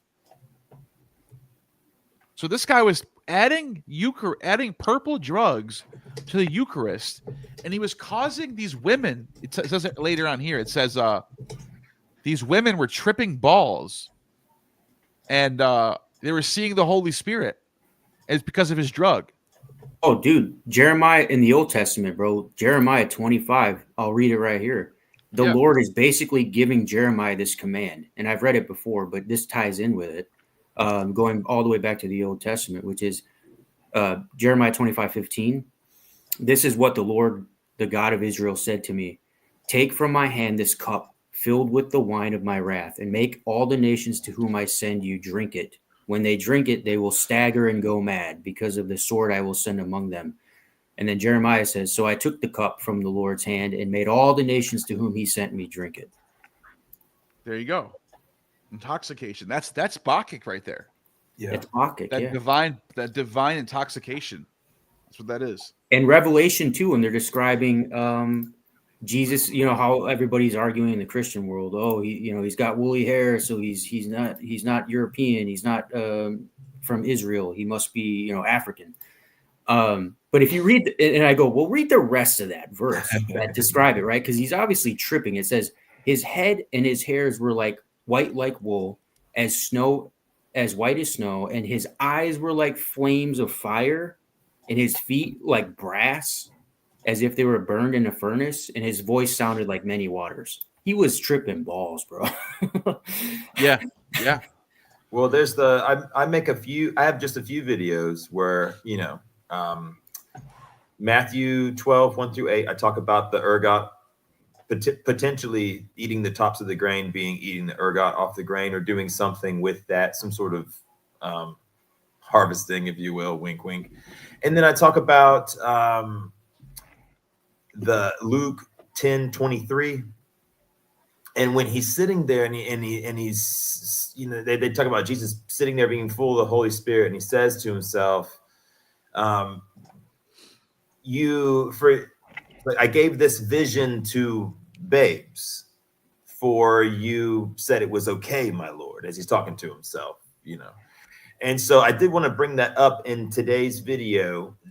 Some of the other videos that I have where it talks about some of the different references to there being visions. He says in Luke 10:23, not that that's the earliest, writing to pull from, but he says that, it's like, he's talking to his disciple, he said, like, for I've given you visions that I'll just sort of paraphrase it. He's saying, I've given you visions that other people haven't had, and even the rich haven't had the visions that you've had, or some of the wise haven't had the visions that you've had. I think something along that line. That's the thing about Jesus as a deity, not as a person, but as a deity. He's sort of a vision revealer, sort of like a Bacchic mania. Like, people see him in there. Paul saw him in a vision.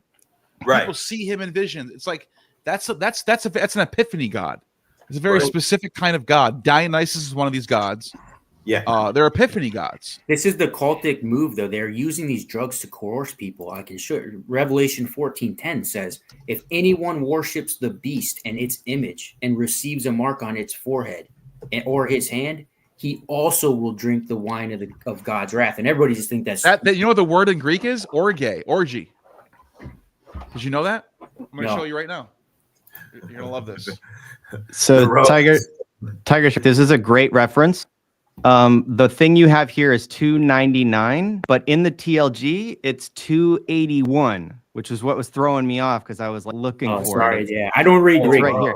Well, no. I mean, you don't have to apologize. It's just numbered differently in this English translation. The Greek in the TLG is this, and so I pulled it up like this. Now, let me start by saying I don't know why certain people really have a problem with this presentation method, because they assume that just because I have English on screen that somehow means I'm incompetent, right? Like, when I'm simply putting it there. You're trying to help them see what's going on. I know, but we get criticized for it. It's like, but no, I criticize Amon for doing the opposite, because he's just flashing Greek on the screen, and trust me, bro. Trust me, I'm translating it exactly right. It's like, but you could use this source, who Steelman Hillman, and say, human urine, when taken internally, when drunk, it serves as an antidote for viper bites, deadly poisons, and early stages of dropsy, whatever that means. And it's applied as a wash for the sting of sea urchins, sea scorpions, sea dragons, which we know today from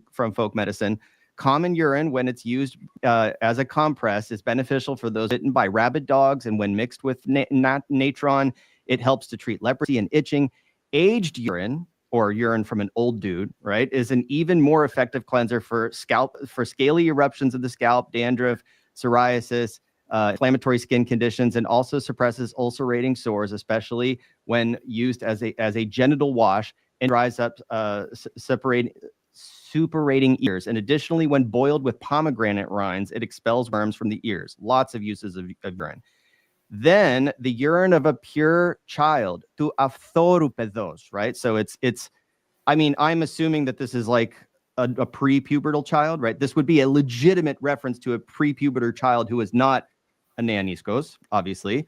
When swallowed, so if you drink this kid's urine, is beneficial for those suffering for orthopnea, which I guess is a severe difficulty in breathing. And when it's boiled in bronze and honey, it cleanses scars, blah, blah, blah. So I'm questioning when Hillman said in that interview with John, what's his name, that there's descriptions of prepubertal semen. I don't know what that prepubertal semen is. Like, it seems like the definition of puberty is in the Greek sources is when you start emitting semen. But here you can see drinking the little boys, or the prepubescent boys' urine is for this breathing thing. But drinking urine in general is good for poisons and viper bites. It's an antidote, right? Antidote. Right. So yeah, you could. This is essentially what Hillman's trying to make out of the semen thing. I just can't find a source for the semen thing, but this is good. Yeah. This is good stuff. Like, at least it's something to work with. Well, this is what I'm trying to do here. I'm trying to show people. Look, I see what he's doing. He's seeing all these sources, and then he's sort of bringing them all together, and he's applying it to the Bible. It's actually what exact methodology they don't teach you to do as in academia. But he's, Amon, he don't care about that. He's kind of his own man, By the way, real quick, can I just show you something from Cross Bible real quick? Yeah. I got my screen pulled up. So you mentioned this verse right here. The fierceness of, they gave her the cup of the wine of the fierceness of his wrath. Can you guess what the word they use in Greek is? Amon loves this, by the way. Orges. Orgy. Does he do that? It's the cup of orgy. Oh my God. You didn't know that? Dude, while you're here, can you check on Psalm 75:8? Yeah. Everybody screenshot what Neil just said. Yeah, real quick. What do you think about this, though, bro? Tiger Shark, you like this? Yeah, I do. I always thought this was a cool verse that Amon presents. I do like that, and what I started doing, because I was looking, like that guys in chat now, Barney Rubble, he finds a lot of those passages in the Bible. That's what I was doing early on as well. Bro, he has tons. Psalm 75:8. I'll read it in English, and then we can read it in the Greek. But it says, "In the hand of the Lord is a cup full of foaming wine mixed with spices." Pick a chapter. Sorry. He pours it out, and all the wicked of the earth drink it down to its very dregs. Damn. What psalm did you talk about? 75:8. I got the Greek too. That's why I like Cross Bible so much. Yay. Psalm 75:8. All right, here we go. Right here. So for the hand, so oti poterion and kuriu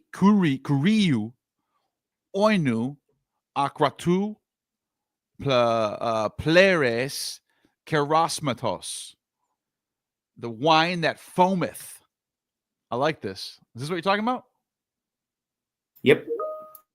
It is full of mixture, and he poureth out the same, surely the dregs thereof. All the wicked men shall drink from them. By the way, what you're looking at, the American Standard Version is translating from the Hebrew, but Brenton's is Greek. You could pull up Brenton's translation of the Greek, even though it's antiquated, because it's actually translating the Greek text that you see. That tends to be a better.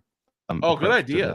Yeah. Good idea. Because otherwise, you're looking at a translation of Hebrew and translation of the Greek, and they often conflict, which was the whole mission of Cross Bible, is to get translations of the Greek in there so you can compare. What is this FL shit? What's going on? Is this your website doing this?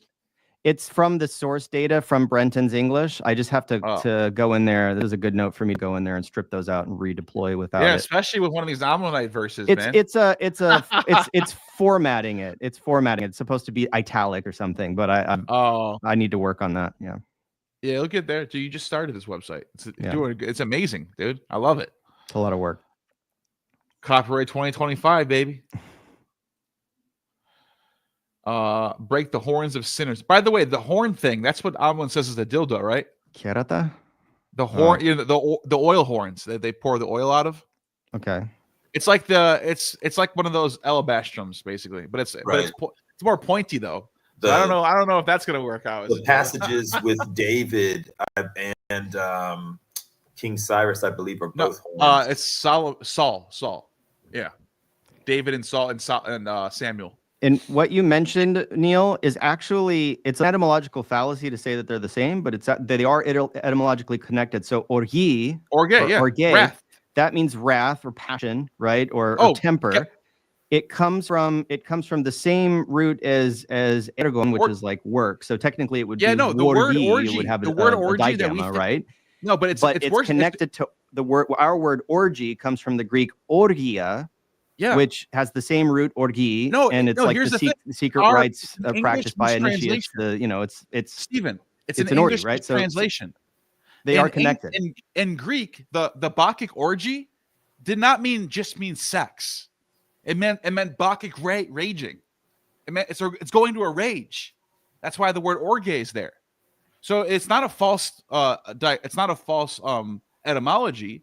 It's just that in our English, we think orgy, we think it's just sex. Well, it's a false etymology to say that orgi and orgia are the same because they go back to the same root. There's distinct words. Right, but what I'm saying is, even he's actually not wrong for seeing the Bacchic raging there because it's using the same word, but it doesn't necessarily mean sex. It just means rage. That's what I'm saying. Yeah, and then if you want to show this is the TLG for orgia, for orgy. This is where our word orgy comes from. Pull it up. I got it up. Okay, boom. Yeah, so secret rites, secret worship practiced by the initiate. Post-Homeric word, right? So it's on Homer, used for the worship of Demeter at Eleusis. So Who said anything about Homer? Who said anything about Homer? I guess they're just saying that orgia doesn't occur in Homer, I didn't say anything about Homer. Yeah. No, I'm just reading the LSJ. Oh. This is Perseus text, right? So this is when you look up orgia. So that's definition A. A2 is generally rites, sacrifices, right? So when you drill into sources, that's what you're going to see. And then A22, metaphorically, mysteries without reference to religion. So there's a pretty wide range here, but it definitely should have a digamma, right? It's connected with ergon. Wergon, wargia. Ergot. Yep. Ergot rage. Yeah. Somebody put this up on the screen if you get a chance. Oh, and then there's orgiazo, to celebrate. Orgiazo. See, it's that raging. It's that excitement. That's what that is. Yeah. And then because of the Bacchic orgies, because there was so much sex involved, it became synonymous with like people having sex. That's kind of what happened in English. Yeah. Have y'all heard that joke about orgies, about the Greeks judging the Romans' orgies for bringing girls? They're like, oh, what the fuck? Who brought girls to this shit? That's hilarious. I have a bunch of verses actually from the Bible describing like estros and stuff like that, where they're basically tripping. They're going through the Bacchic chants even too, like some of these. Really? And obviously from the Nag Hammadi stuff too. Oh, Nag Hammadi. Okay. So what's this I'm looking at now? You sent me this. Yeah, this is what is she holding, bro? Looks like she's holding the alabastrum. And she's got the auger staff too. Yeah. Cool. I got one right there. I'll grab. This is from 779. Cool. She's ready to stick it in his ass.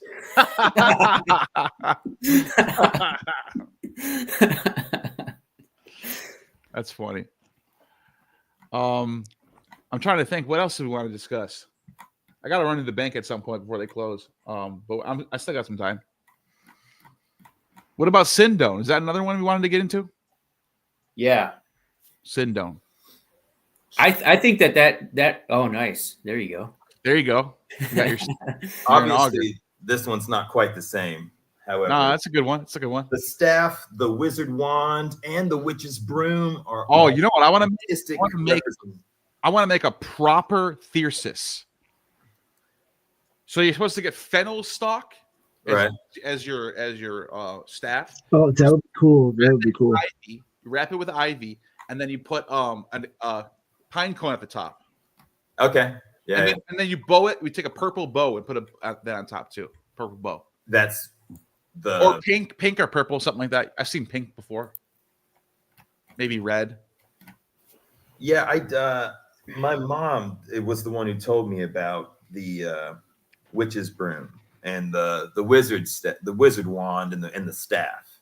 Yeah. In the artwork, all representing something else. You know, when I was in art school, they couldn't really tell us this in 6th grade. You know, I went to a school of the arts where they do heavy I don't know if y'all have ever heard of like how school of the arts work, but it's like a regular school, but for a few periods of the day, you have some sort of liberal art like focus, like theater or creative writing, or mine was visual art, and the teachers couldn't really tell us, but that was one thing they did say though, was the Greek artwork. They say when you get to college, you're going to see a lot of stuff, then you're going to understand why they could never know. But they couldn't even mention like the wizard wand representing that, and it makes you think, if that's what everybody was saying, this particular character out of this religion was doing, drawing pictures of him with that wand. Here's a good thesis right here. Look at this one. This is a really good one. Somebody at their house. That's like a perfectly on mine. Oh, just mine real quick. That's how it's supposed to look. You're supposed to have a purple ribbon hanging down, ivy wrapped around it, and a pine cone on top. Hell Dude, yeah. that's badass. But go ahead. Reminds me of who's that guy? The rat? Is it called Radamaster? The brown wizard? Yeah. I love that dude. So before I present this, I just want to point out there's a stress mark on the second syllable here, right? So like Marcel, how do you pronounce your name?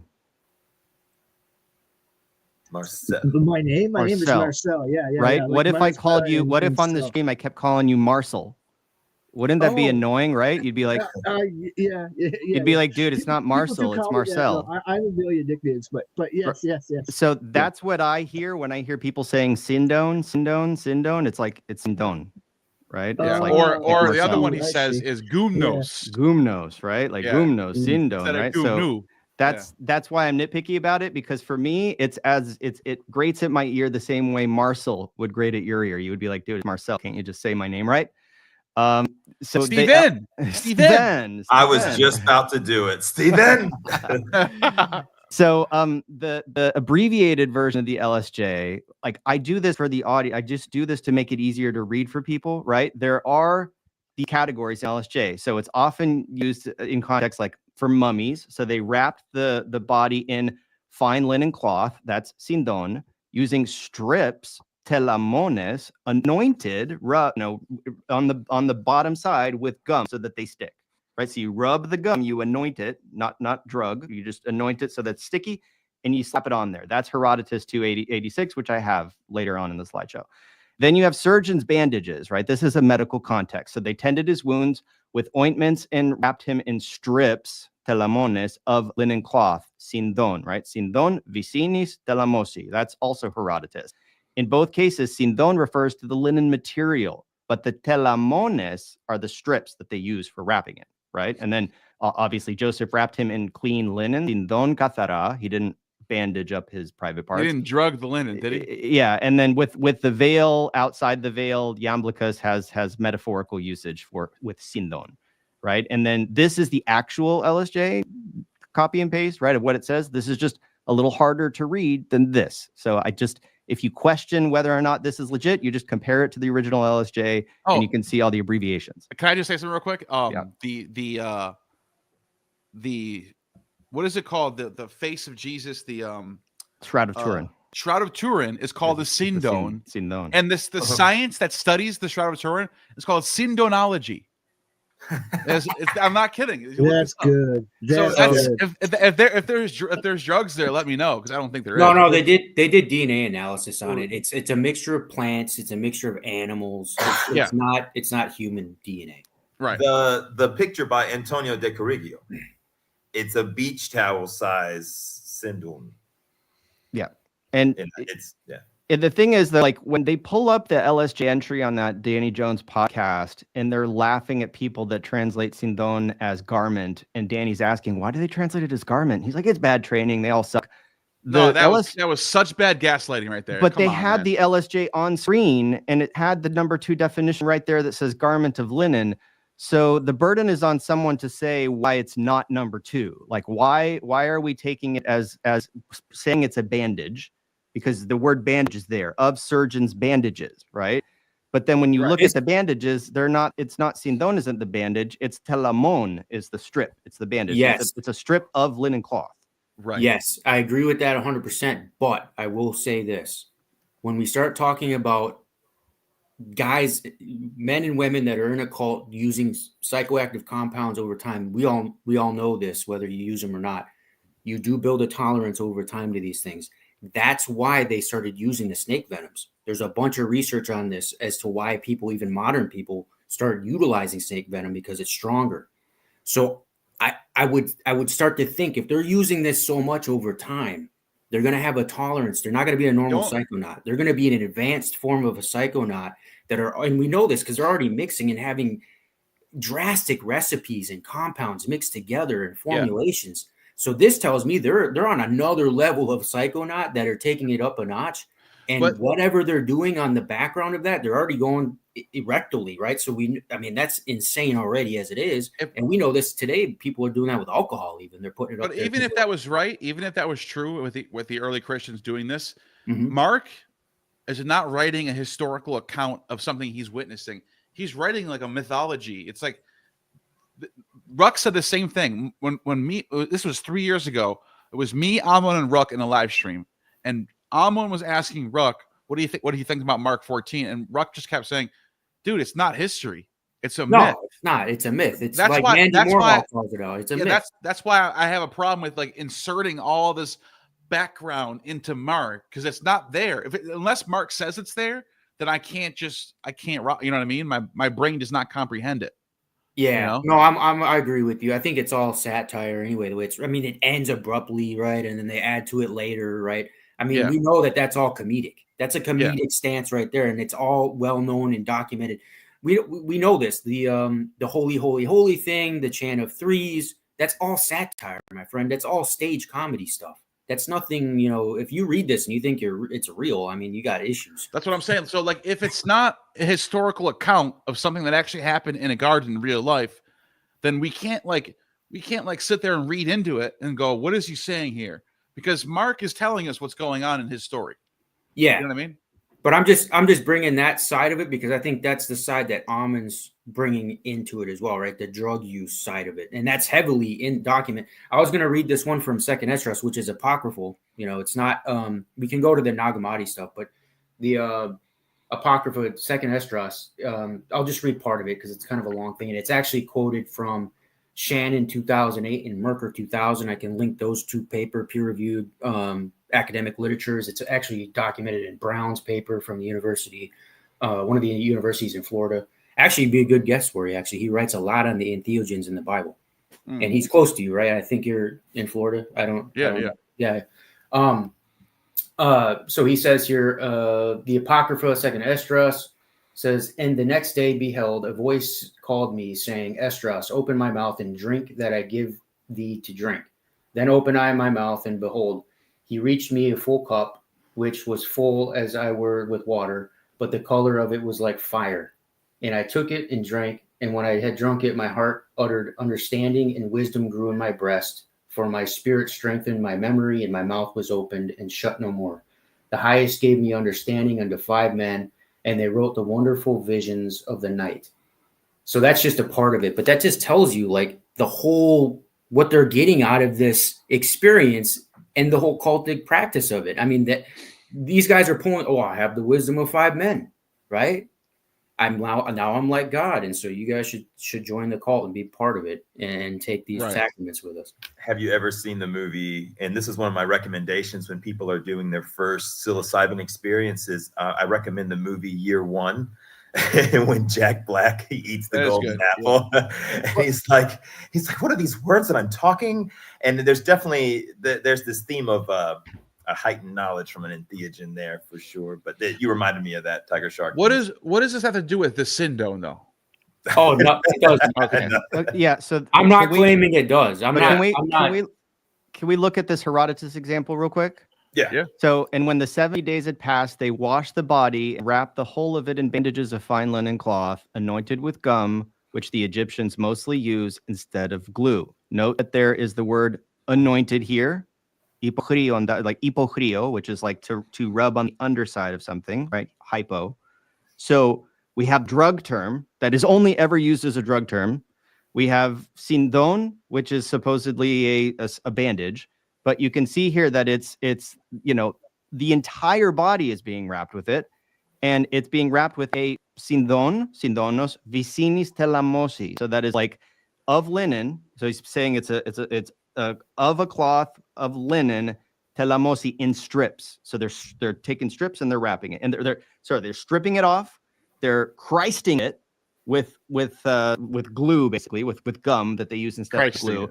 And they're putting it on the mummy strip by strip, right? Like we can all envision what Herodotus is describing here. Sindon is not a medicated bandage. There's no medication. There's no drugs here. But the word chrio is there because that's the word that they would use for rubbing. So can we all admit that this is a sort of mundane like example of just like this? You wouldn't cite this in support of the weird reading in Mark 14:51, right? Well, no, and even if there was drugs in here, let's pretend there was drugs here. Let's pretend he's anointing it with drugs. Yeah, like there's nard in the let's the just gum. pretend that. Yeah, let's just for the sake of argument, instead of gum, it says anointing with nard. You're still anointing a sindon with nard to get it medicated. It's not medicated to begin with. You have to add the nard to make it medicated. The author so when you have a sindon by itself, so when we go back to Mark and it's not being anointed with some sort of nard, then we can't say it's medicated unless the text tells you it is. Yeah. No, that's correct. That's correct. Yeah. And look, I could also, in the Greek, it's epean de parelthosi evdomikonda lusandeston nekron katilisusi pan αυτού το σώμα συνδόνος φυσίνης τελαμώση κατατετλημένηση υποχρείονται στο κόμι το διαντικόλης τα πολλά χρέονται Αιγύπτιοι. Now, does that help you guys for me to do that? Like, is that helpful at all for the audience? Like, I kind of followed you a little bit. Does anybody really care that I can read it in Greek? Like, so why would I be criticized for just reading the English for all of you people instead of like showing off that I can read the Greek? Like, but here's another thing Amon doesn't do. He doesn't actually break down the Greek. Yeah. He just flashes the Greek on the screen, tells you his own interpretation. He doesn't go, okay, here's hupokriontes. This is in the aorist. It's actually the mood is subjunctive. And he doesn't do that. He doesn't tell you what's going on. Yeah, they're wrapping the soma, which is in the accusative case. Sindonos is a genitive case, right? So it's of the fine linen cloth. Vicinis is also in the genitive Amon case. did that, I would be impressed, but he doesn't. Gnostic, there's a reason why he's not doing it. In the instrumental case of Telamosi. Because he's pitching. It's his whole show to me is a comedic act to get. If that's all it is, to take his course, my friend. If that's all it is, because it gets people interested in wanting to learn Greek. That's a grift. That's literally what grift. So this would be his shtick. Then you go like this. You would take the English away, and you would be like, "Look at us, people! It's the word Christ. He's Christing, and it's the sindon. It's a medicated bandage. It's right there. It's right there. People, look at it. It's chrio. It's the Christ, and nobody knows this. Only I know. Like that's I'm what sorry. he does. I know I'm being mean. I know I'm making fun of him. No, but that's what he does, though. But all I'm doing here is giving you the English. You can contest the translation, but I'm trying to teach people something here. I'm not. What do you call it? You're not hiding diddling. anything. Yeah. Look, I like you, Stephen, and I also watch Alman shows, and I love his fans even. But here's the reality. I didn't know about all the dramas and stuff, but I heard that he was calling people a brothel, and I'm sitting there going, so you're sitting inside the brothel, and you're calling people a brothel, right? Because Danny Jones has over 32,000 Patreons and he's got 5 placed ads in his videos. He's got 5 placed ads, but if you do the calculation, even drop Amon's video until the monetization was fixed. Remember, it got delayed. Why didn't Amon get pissed about that? Yeah, Danny ain't working for free at all. No, if you do the calculation, I'm not even talking bad about Danny. Yeah, for no, Danny. No, I'm not But the either. thing- I do but what the you thing want, is, man. If the you need to whole- make money, make money. And people want to pay for it, pay for it. We live in Exactly. He's Sell your Greek supporting a guy courses. doing this very thing that he's criticizing. But if you're also if you're doing this as great of a show as, you know, especially in the beginning, you know, as it is, you know, in the caricature and everything, just for the student clients, then that's the same thing as, I don't know. That's no different than what Derek's doing when Derek sells his courses. Right. It's the same No thing. different. It's that you're doing in your own brothel going on. At least we're not lying about Greek. And here's another if you really want to be reference that's exactly hardcore the same. about it, then don't go on Danny Jones. Go on somebody else's podcast that doesn't monetize, right? I would love to get him on here. Respect Tiger Shark for that. With y'all on here. Yeah, I'm down. He doesn't. I don't think he wants to be on a show with me. I don't know again. if it's fun, and Steve's got something to show us, but I don't know if it'll work, just because if a caricature show can only argue an exorcist.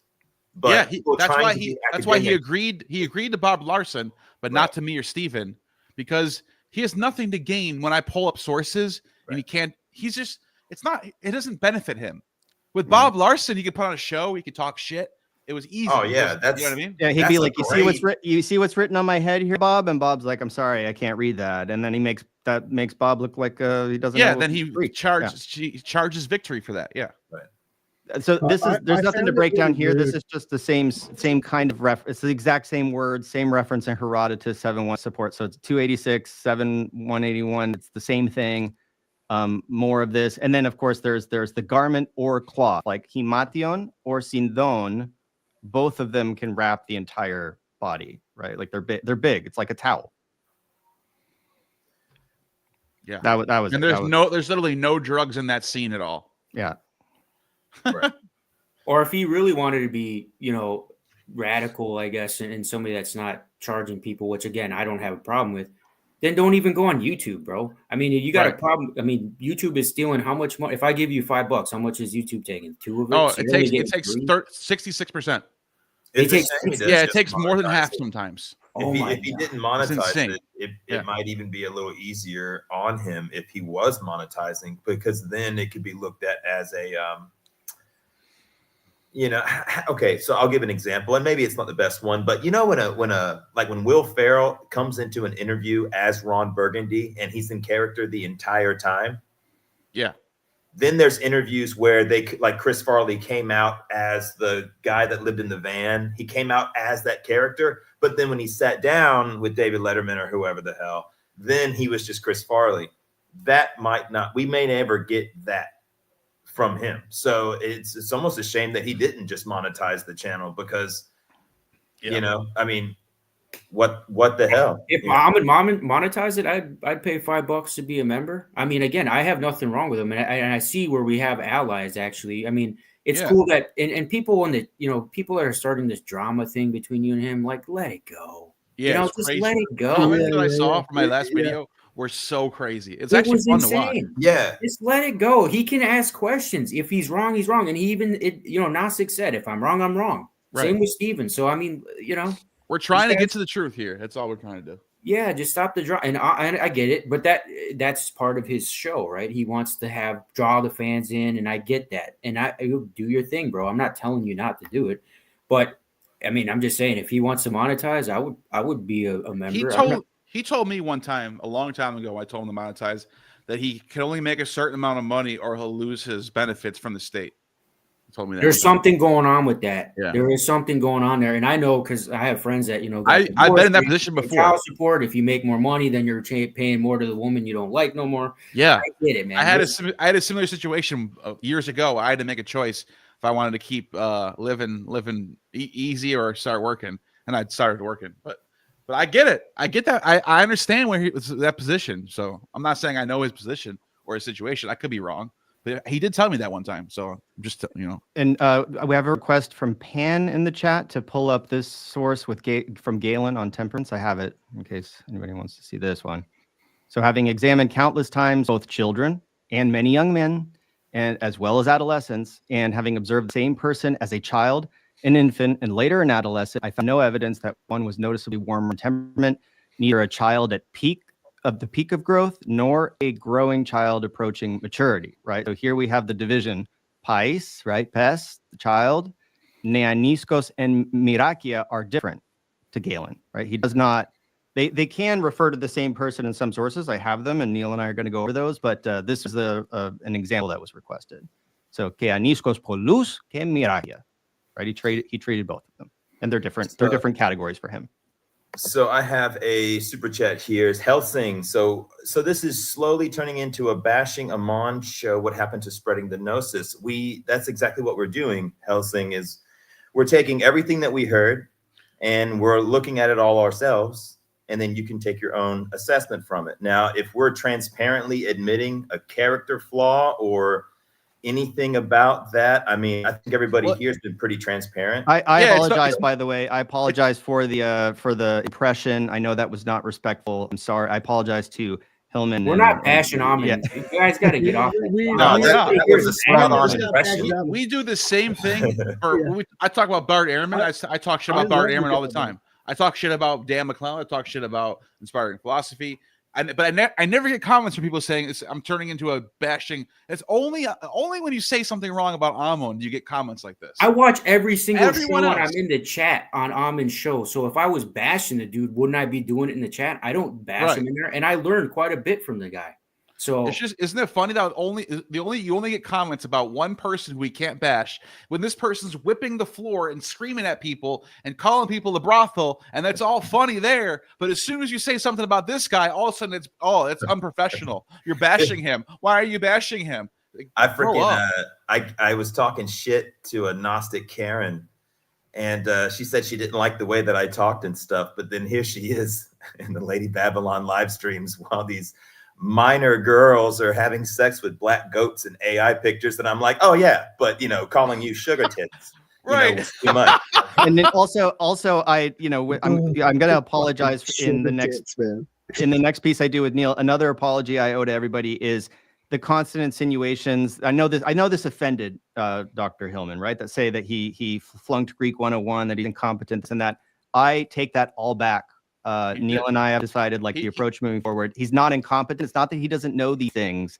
Everything we're presenting here, he knows. He knows it all. He's good at Greek. He's good at Greek. He's good at Greek. He knows his Greek. I don't want to say he doesn't know his Greek. He knows his Greek, but he's mispresenting. He's lying. He's lying. If he didn't know it, right? He wouldn't be able to misrepresent it the way he's doing it without understanding it. So if you ever catch me saying he's ignorant, doesn't know what he's doing, has reading comprehension issues, I know I've said a lot of things that were bad. I take it all back. I do not believe that. I do not believe it. Well, there's been a lot of conversations, because every channel wants to cover it at least once, or like some of our other friends, like the Neoniskos, 27 times, 27 thumbnails and whatever. And I'm just joking, but everybody's had the conversation once. It kind of reminds me of like when Liver King was popular.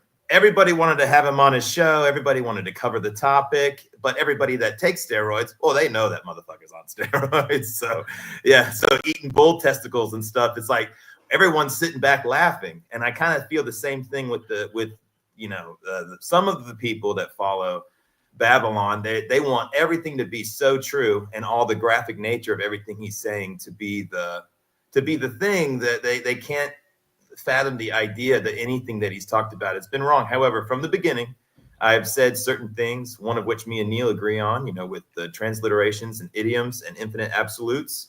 I had somebody today who's been following me who must have never seen the videos where I took Dr. Kip's side with that topic, and Neil's side, and even Derek's. And then they finally now just are seeing it. Like, wait a minute, I'm confused here. And it's like, I can't have one thing that doesn't agree with everything. And it's like that polarity is coming from. That polarity, the reason why his diehard fans are so polarized, and there's no, Neil can be right about this and Amen can be right about this. And that's the truth. That's the reality, right? There's partial truths on everybody, including me, right? We all are partial truths, and we're trying to get to the one. But they're so polarized because a lot of them are atheists to begin with, and I get it, right? I mean, you have an axe to grind against the Christians, so it puts you in that posture to begin with. And that's where I see unity between myself, and Neil. Right, we're all kind of on that same team, right? Yeah. Right. The way we go about it's different, of course, because we're all different people. We all have our own agendas, but that's where I think we need to just stay together rather than sit there and fight constantly back and forth. No, I agree. I hope it ends up being that way eventually. My mom just sent this awesome conversation, guys. By the way, she really likes you, Steve. She likes your website. She really, She's like, I like that Steve guy from Nice. Good job, Steve. I was gonna say, thank you. When I used to go to church, I remember when I started to question things, and I started to realize this pastor's kind of full of shit a little bit. He's making stuff up. He's like giving half truths. He's giving he just sort of like he was full of it. And I started to notice it. And I remember the people there were just whatever he said had to be true because they want it to be true. They want to be told that when they die, they're going to a good place, right? This is why they're there in the first place. They're trying to be just coddled. It's all, you guys are all saved. We're all going in the good place.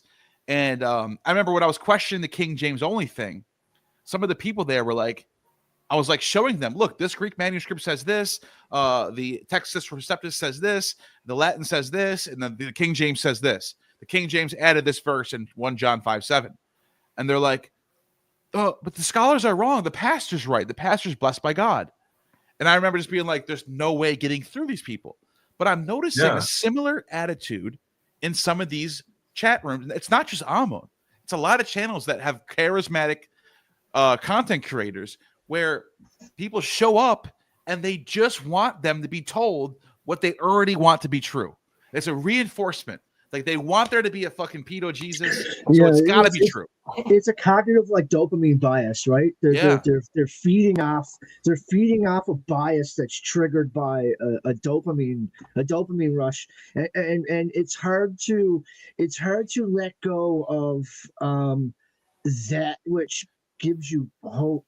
Yeah, it's fun, right? Like people get sucked into the black hole that is hope. Yeah. Yeah, man, you're right. It's they love it. It feels good to have somebody reinforce what you want to be true. Real quick, Helsing just did another super chat saying, "I only said that because you have a great panel full of knowledge." All right, I appreciate that. Smart ass. I'm gonna have to bounce. Yeah, man. I gotta get going soon. Thanks for stopping by. Everybody, check out crossbible.com. Yeah, and if anybody wants Greek lessons, if Hillman's class is filled up and you're like, oh man, how do I do it? Just go to crossbible.com, scroll to the bottom, submit a little inquiry, select Greek classes. My schedule is filling up. I have lots of students, and I only give privates. I don't have group lessons. I do privates for 1 hour a week, 2 hours a week, however much you want. But come sign up if you want to give it a try. First lesson's free. If you don't like it, quit. And I'll just give you some free knowledge. Wow. Hell yeah, man. Well, I appreciate it, dude. Yeah, I'll hit you up next time we're going live and see if you're free. Yep. All right. Cool. Later, guys. Thank you. Rev, do you got something to read? It looks like you got something out for us. Rev's ready to go. I'm gonna hear Rev out, and then I'll get going soon too. Oh, look, this is my. I got a word from my good book. I forgot real quick, Rev. I just want to show them this real quick. Syndonology, you see it? Syndonology is the study of the Shroud of Turin. How fucking awesome is that? I got my PhD in Syndonology. Yeah, Syndonology. It's awesome, dude. Wasn't it at this was first? brought up yet or not? So sorry if you already showed. Go ahead, Rev. Oh no. All right. Go ahead. All right. Here's my word from the good book: satire. Satire. A literary work holding up human vices or follies to ridicule or scorn. That's it. That's my word. Hell yeah. Fire. Satire is the greatest, dude. It is. I had that Which would make sense. Friedrich Nietzsche was big into the satire and big into the satire as the symbol of life itself. Even Deleuze and Guattari talk about comedy too. Yeah. Yep. You write all about it. I guess Mandy's busy because he's the satire guy, but he's a satire guy. He is a satire guy. They're going live tonight, guys. So make sure you go follow Scoby One, and they're going to be doing. I shared it on my page. It's a post. They're going to be doing a live talking about the book. You know, so definitely want to check that out. That reminds me, I do got to run to the bank before it closes, so I'm going to get going. But we're going to do more of these to come. We got to think of a better topic next time, and then Hail Satan, baby. Hail Satan for all you Ammonites in the chat. Thank you. Hail Satan. Dude, I appreciate it, brother. Thank you, everybody. That was Neil from Gnostic. Whoa! Hail Satan! Let's go. All right, let me change my banner here. All right. So now, what I might do is I might. Oh, yeah, I missed the email about the topic. I didn't even realize what we were gonna cover.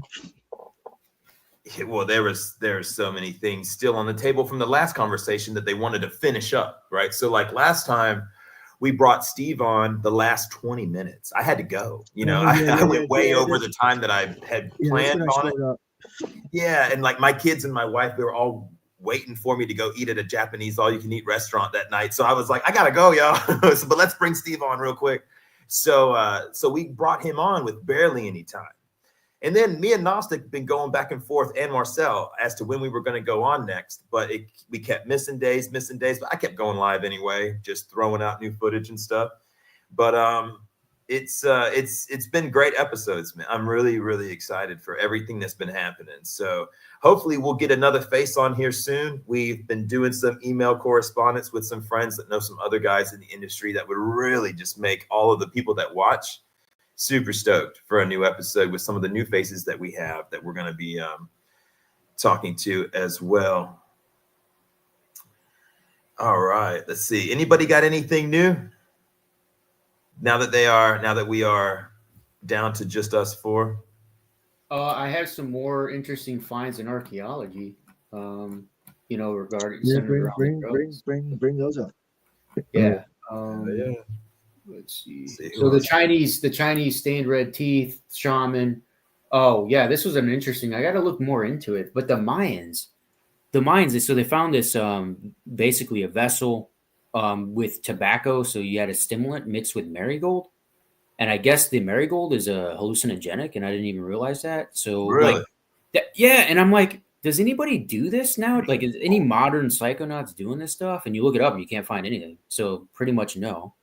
So they were doing stuff in antiquity that like nobody today is even doing, right? There's so much has been forgotten. Well, I would do it. I totally psycho out that shit.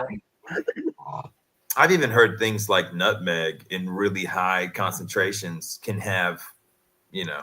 Yeah. It's basically impossible to eat enough though because of how dry it is. Like, and it tastes like shit when you smoke it. Yeah. Really? Yeah. It's not very good though. So there was a WTF moment for me when I found. I don't know if you guys. So if in the chat, if you guys know what the site at the holy site, the Canaanite holy site in Gezer, which is outside Jerusalem, they found like sacrificed babies, like kids, like little kids cut in half and like burned kids. So that was happening. Human sacrifice, the kid stuff. They also found it in Peru. But with the ones they found in Peru, they found, you know, the hallucinogenic drugs that they did, and they just wrote a paper on this. Came out last year, at the end of last year. But yeah, this stuff is just they're finding more and more of it, you know, in antiquity, and it's just like all that stuff we just read today about for the Panarion, about the seminal fluids and all that stuff, the vaginal menstruations. Yeah, I mean, that's like not just the Greeks doing that stuff. We're finding that in some of these archaeological digs, obviously with the drug cultish, you know, practices, and in some cases, unfortunately, finding stuff like that, you know. All right, I got the link to Mandy Moorhall's copy. Let me post that here. All right, guys. So here's the link to, if I'm not mistaken, it's on Scoby One's page. I think it was. Brother. So yeah, this is Scoby One, the beat. He beats some. He's who has, let me just present this real quick. 1 second. Tower Minerva book 2. All right, make sure it's showing up. Everybody good? Y'all see it? Yeah, yep. Yeah, it's good. It's good. Sweet. All right, yeah. So we got the Towel of Minerva book 2, volume 1, release live stream Q&A with Manny Moorhall and Scoby One. We see couple people already waiting on it. So it's Scobie 1. All right. So we need to get this guy some more subscribers. So everybody, you know what to do. I'll wait right here for the next 3 or 4 minutes for y'all to click on that link. Go and subscribe. This is Mandy Moorhall's brother. So you definitely want to follow them, because now that they're going to be getting material put up and all this other stuff, you're going to want to jump into some of these live streams. It'll have some interesting stuff. And Mandy's a great, he's great at podcasts.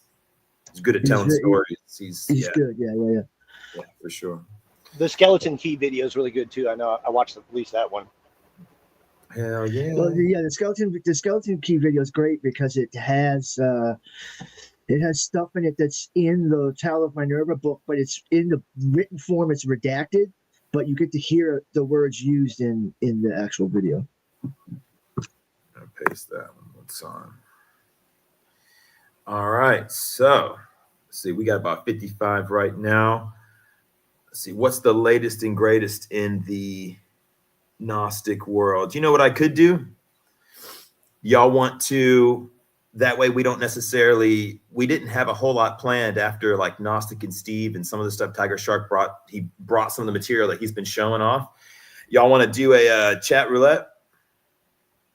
Sure. Drop the link in the thing, see how it goes. If somebody starts doing a goodbye horses dances into the mirror, into the camera, I'm gonna kick you out. Or I'll join you. Who knows? Who knows? Let's do it. All right, chat roulette. Yeah, let's do that. Yeah, throw it up. Here we go. Might as well. That's the good shit, right? That's what y'all want. The reality TV show, Tiger Shark type stuff. Hey, right? I'm gonna hop off, but I'll still be here in the chat. Okay, brother. Have a good day.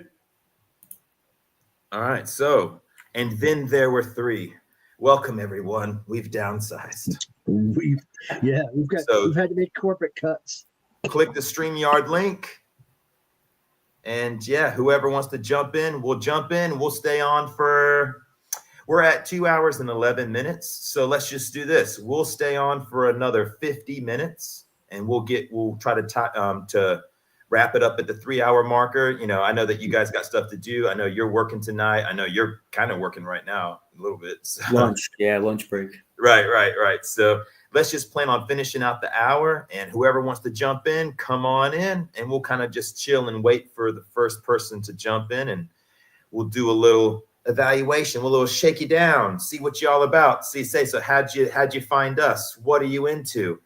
You know, what's your religious history and traumas? Is there anything like that? What do you have any? I can't tell you how bad. Like yesterday, I had an appointment, and my wife had an appointment, so I was with her and stuff. And afterwards, we went to this place that we like to eat, and there was a pastor a couple of tables away.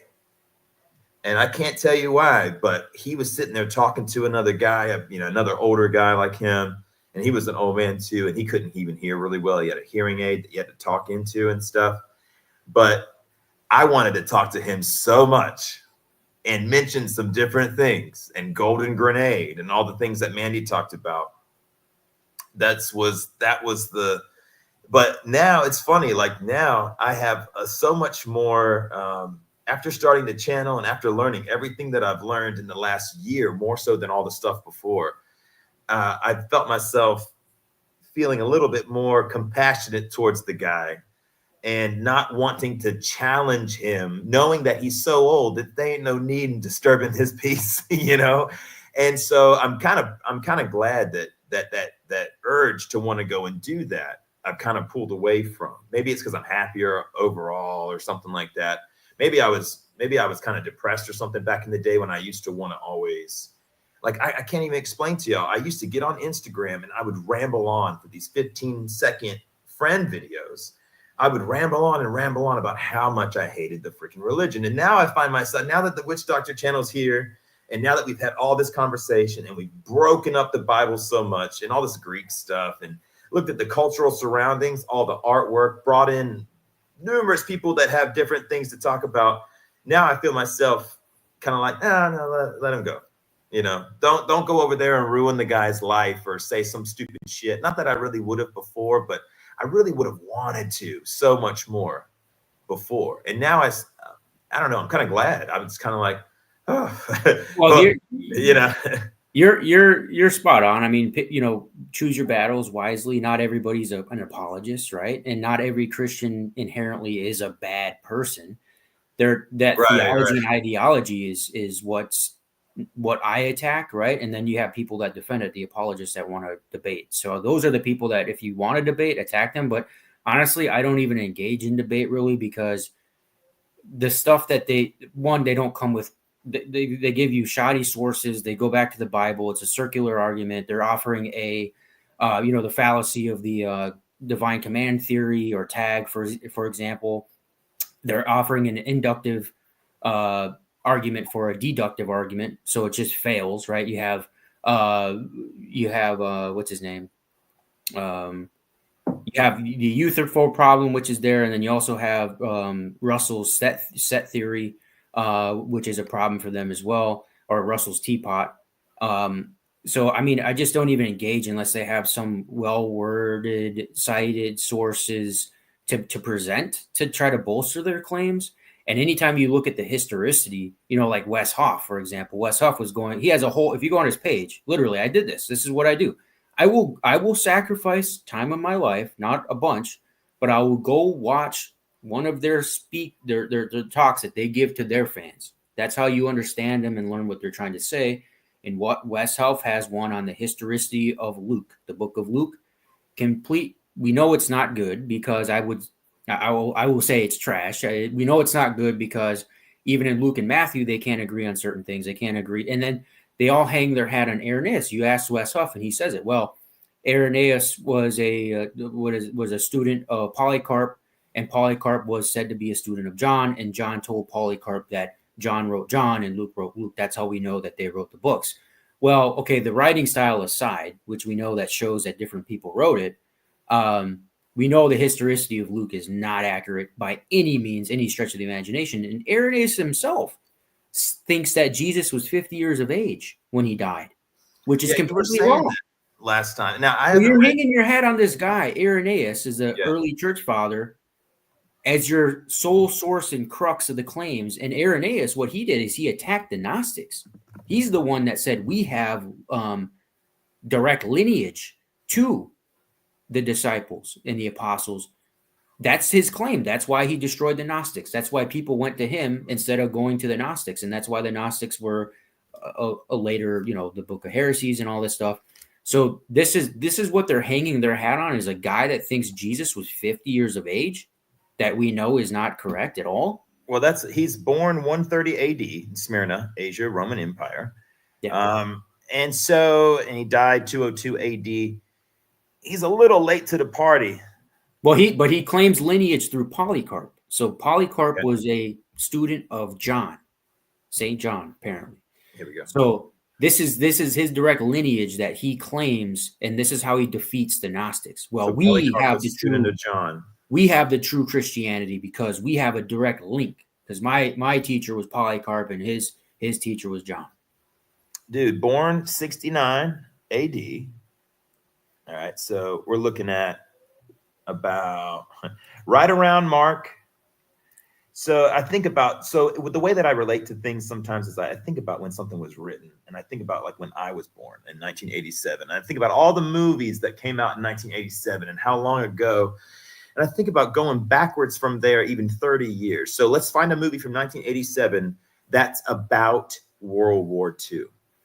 That's kind of the impression I get with these different books and when they were released. Obviously, there was other stuff first, even though Mandy was talking about how there weren't any letters and all this stuff. Now, I'm not smart enough to be able to back up any of that kind. Oh, bro, you want to see something real funny? Yes.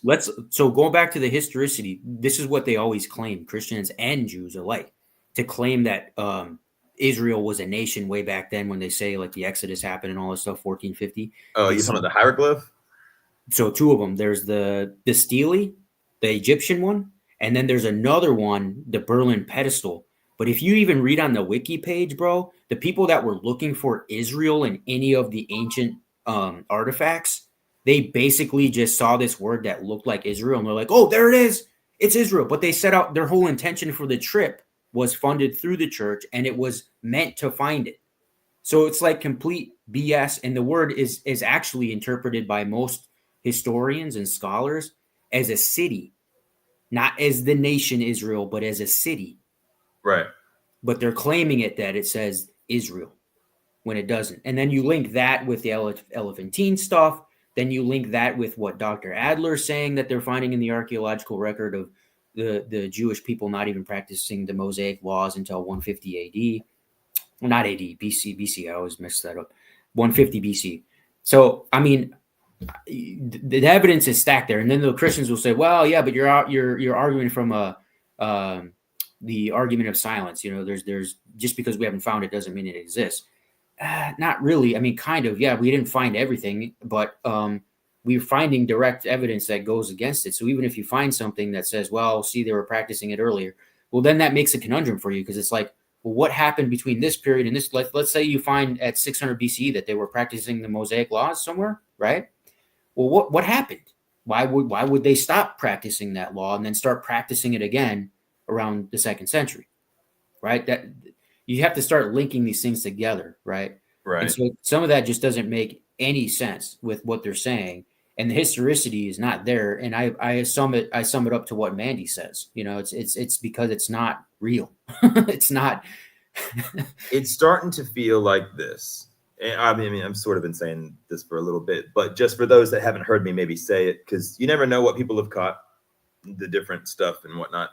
But it seems like, you know, these Jews have been kind of pushed around. Different empires have come in and done their thing, and they've been, you know, slow growth, if you will. And it seems like some of the stories they forged was sort of dismantling different political ideologies a little bit, and different, you know, just different structural type things. But it seems like learning about Elephantine Island migration and the Yahweh temple there, it seems like this Zoroastrian grifting religion that was heavily influenced by these different empires that were dominant over the different land they traveled through. They've been pushed around a lot. And just, maybe this sounds a little brash, but it kind of seems like they wanted to take credit for some amazing shit, claim a plot of land twice with Abraham and with Moses. And it almost seems like they sort of made scripture in reaction to things that were happening to them as a big fuck you, sort of. But it's piggybacking out of this Zoroastrian era. And I don't know how long ago they started to eradicate maybe some of the different, you know, maybe 3rd and 2nd century BC, they started getting rid of some of the entheogen practices and stuff. But it just makes sense that the Persian Zoroastrian influence with the, you know, the different types of, I don't know, it's hard to describe, but it just seems like they sort of took credit for stuff and wrote themselves for a deed to a plot of land, because they keep getting pushed around and fighting over areas and all that. So it's sort of like they just try to like write it into existence. Like, yeah, you know, we did this stuff and we came here first and then again, and this is given to us by God. And it's just this deed banking religion. I don't know. That's just sort of in my head. That's sort of what the whole Old Testament and the Jewish religion, at least back then, sort of seemed like it was. Well, put yourself in the shoes of the 1st century, and if you're in the Jewish community, yeah, 3%. They're estimating 3% of the Jewish community in the 1st century could actually read and write Hebrew. So that means you have 97% illiterate people. And what you're having is just a small group, a class of people that can read and write, and they're telling you these stories, right? Right. That's why you're going to have strict adherence to whatever they're talking about. And this just goes to Dr. Adler's claims, is that if it was different and you had more people with different ideas and thoughts, well, maybe they wouldn't be Jewish. Maybe there would be more Gnostic Jewish sects early on. Now, there were a few, right? We know that. But they all kind of funneled down at a certain point into that same belief. And it was because of that. And Jesus was one of them. You know, Jesus is one of these guys that could read. right? He didn't write anything, but he could. Well, he wrote with his finger. Well, he did when he sold Yeah. that motherfucker to the Indians. So he was a well-educated, came from a well-off background. He wasn't a poor class or anything like that, and he was educated on these things. And he was one of those 3% people. I mean, you could we should probably make a patch that says 3%er on it. Just this architect, whether he be a real person or based on numerous people of that time, it's all going to be lost in translation and time anyway at this point. But just hypothetically, if he be a real, guy, that whole rebel, it's all consistent. It's you keep pissing everybody off. It's like if he's performing all these miracles and stuff in front of all these motherfuckers and everything like that, all the divinity, all the things that we don't believe about the 21st century Chick-fil-A Christian narrative, if that were the case, I mean, there would be absolutely no refuting and denying it, which is why it's become such a sort of a root fundamental story for other stories we see now, like Star Wars, and all it's almost like it's an archetype, Well, it's the same archetype, and who actually talks about this is, I know people. Well, there's a lot of people that talk about it. Let's just say that. But the archetype is two, right? You always have. That's why they had brought Satan into this thing, right? But Yahweh is basically Satan. And then you have the God, and of course you had the Cainites, right? There's a group, not the Canaanites, but the Cainites, an early Gnostic group that were praising Cain, and they were also praising Iscariot, Judas Iscariot, for being the first one to realize that Yahweh was Satan, right? With Cain being the first, and then Judas coming along later and realizing that. So they were praising these two guys and worshiping them, and they thought the whole story of the Bible was upside down. They thought that God was the evil one because he wanted that blood sacrifice, right? In the beginning. That's why they were like, well, what's going on with this? So yeah, there was that thinking was very early on in some of these other groups, and seeing it for what it was, right? Just like Amin was teaching on his last show, Yahweh is Satan. And then the whole story with Yahweh too, like, people that really think that, I mean, that's why I'm looking at these. I'm like, if you could just imagine a God in your head, and you could just write down a list of things that God is on a piece of paper, and your end result is Yahweh, I'm like, how illogical is that? It makes no sense. You could just make up your own God that has a lot better ethics and morality than a guy like Yahweh does, right? Or like this middle manager God that Yahweh is. This is who I saw. Yeah. That's when I had the exact, let me move this too. I had the identical scenario that Graham Hancock describes in a book, but I didn't read that book till after I had this experience, right? And there's a lot I could say on that, actually. I think I foreshadowed things I was going to learn years ago, like this whole feminized Jesus thing. I saw that in a vision 4 years ago, before I'd ever heard about this and Lady Babylon or anybody. And so I think that you can sort of, I don't know, it'll freak you out a little bit, especially I was an atheist for 33 years, to say that there was a God at all. Huh. Oh my, that alone, will make an old person that's begging you to become religious faint, that you'll go from being an atheist and saying there's nothing at all, I'm total Sam Harris, to going, oh no, there's a God. And that bitch got a fucked up sense of humor. She's got her eyes on your ass. Like, that's the impression. Like, when I met her, and it's the snake lady, this snake came forward, and I'm a cocky smart ass. So like, I'm in the snake's face. I'm going, what are you going to do? What are you going to do to me? I dare you, motherfucker. What are you going to do? I'm eating mushrooms. You can't hurt me, motherfucker.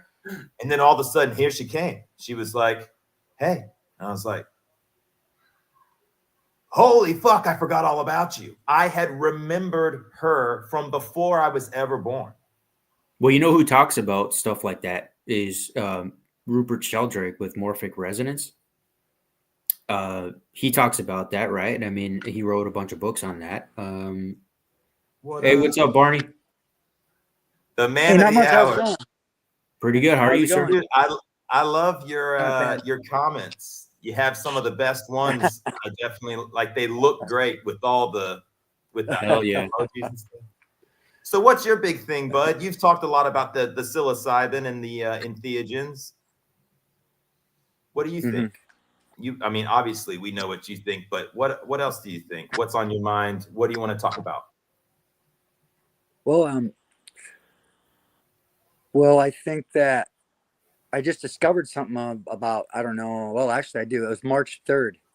March 3rd, I discovered that we can infuse psilocybin mushrooms into hash oil. And then we can take that hash oil and infuse it into an olive oil. And then we can take that olive oil and we can infuse it into the surface blood vessels on the top of our head and administer cannabis and psilocybin right into the bloodstream, as if we're like we had a needle.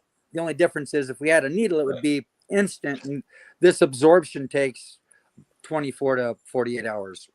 So it takes, so it's time a day release or two. sort of It's a slow release. It absorbs into the surface blood vessels right on the top of the head, and this is what the ancients were wise to, and they, this is the knowledge they had.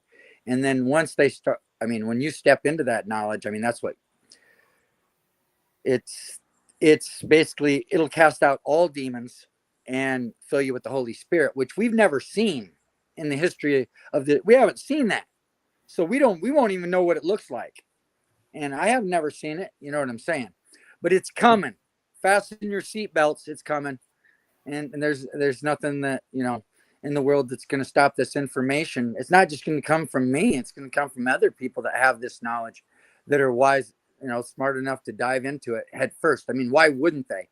How dumb would a person actually have to be to not infuse their blood with plants and mushrooms and tree oils and all of it, everything, medicinal roots such as garlic, ginger, turmeric. All this stuff can be infused into the blood, which brings medicine to a whole nother level.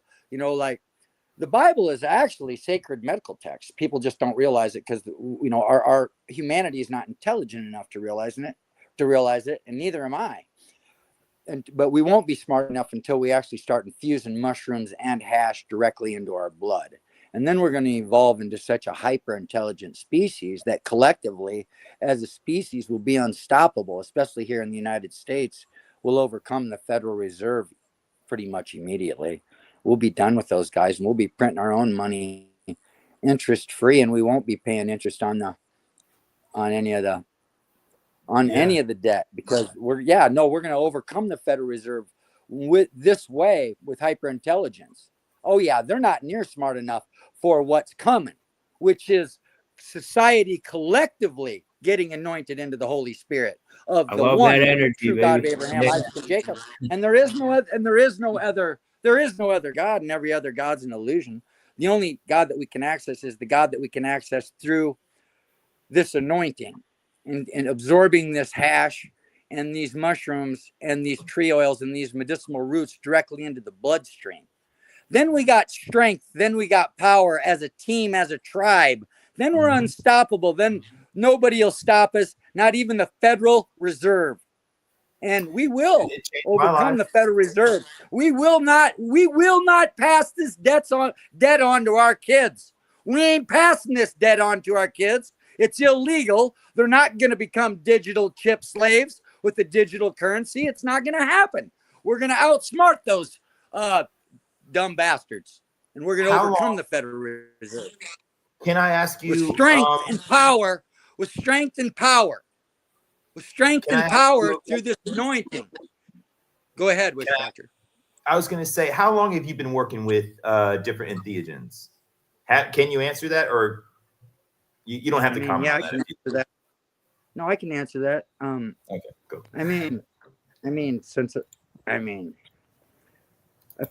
I guess since for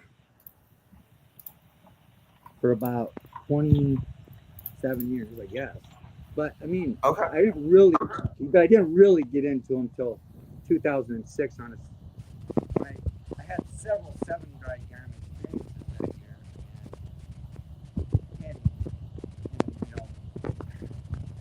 I'm picking up a little bit of wind. What's that? We can't hear you very well. I'm not sure.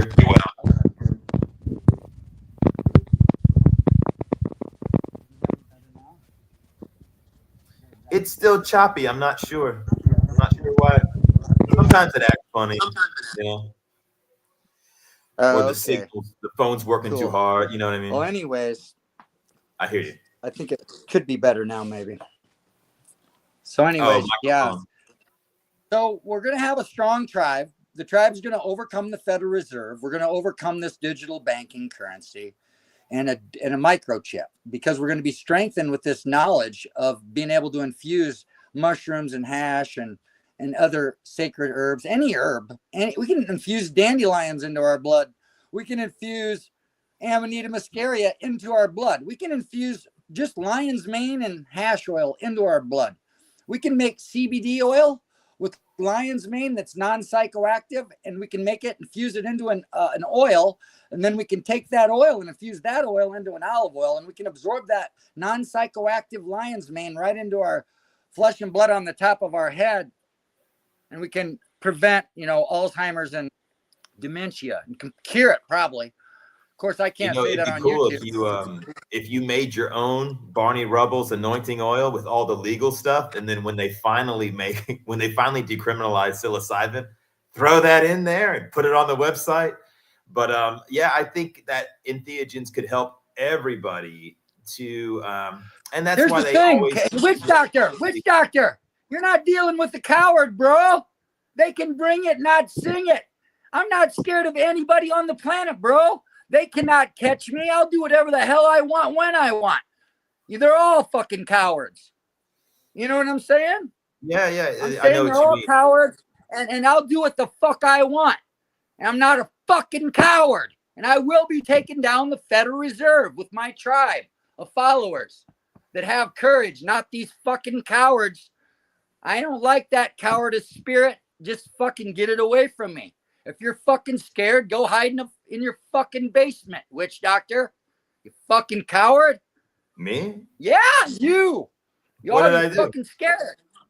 Well, you need what? to fucking break some bread and stop being scared and fucking grow some fucking balls and be part of the tribe. Be a warrior, not a chicken. Seriously, we need warriors like you. You could be a huge asset to the tribe, and we need you. What do you think? You can be very powerful, but you're weak. Nope, you're not. You're worthless.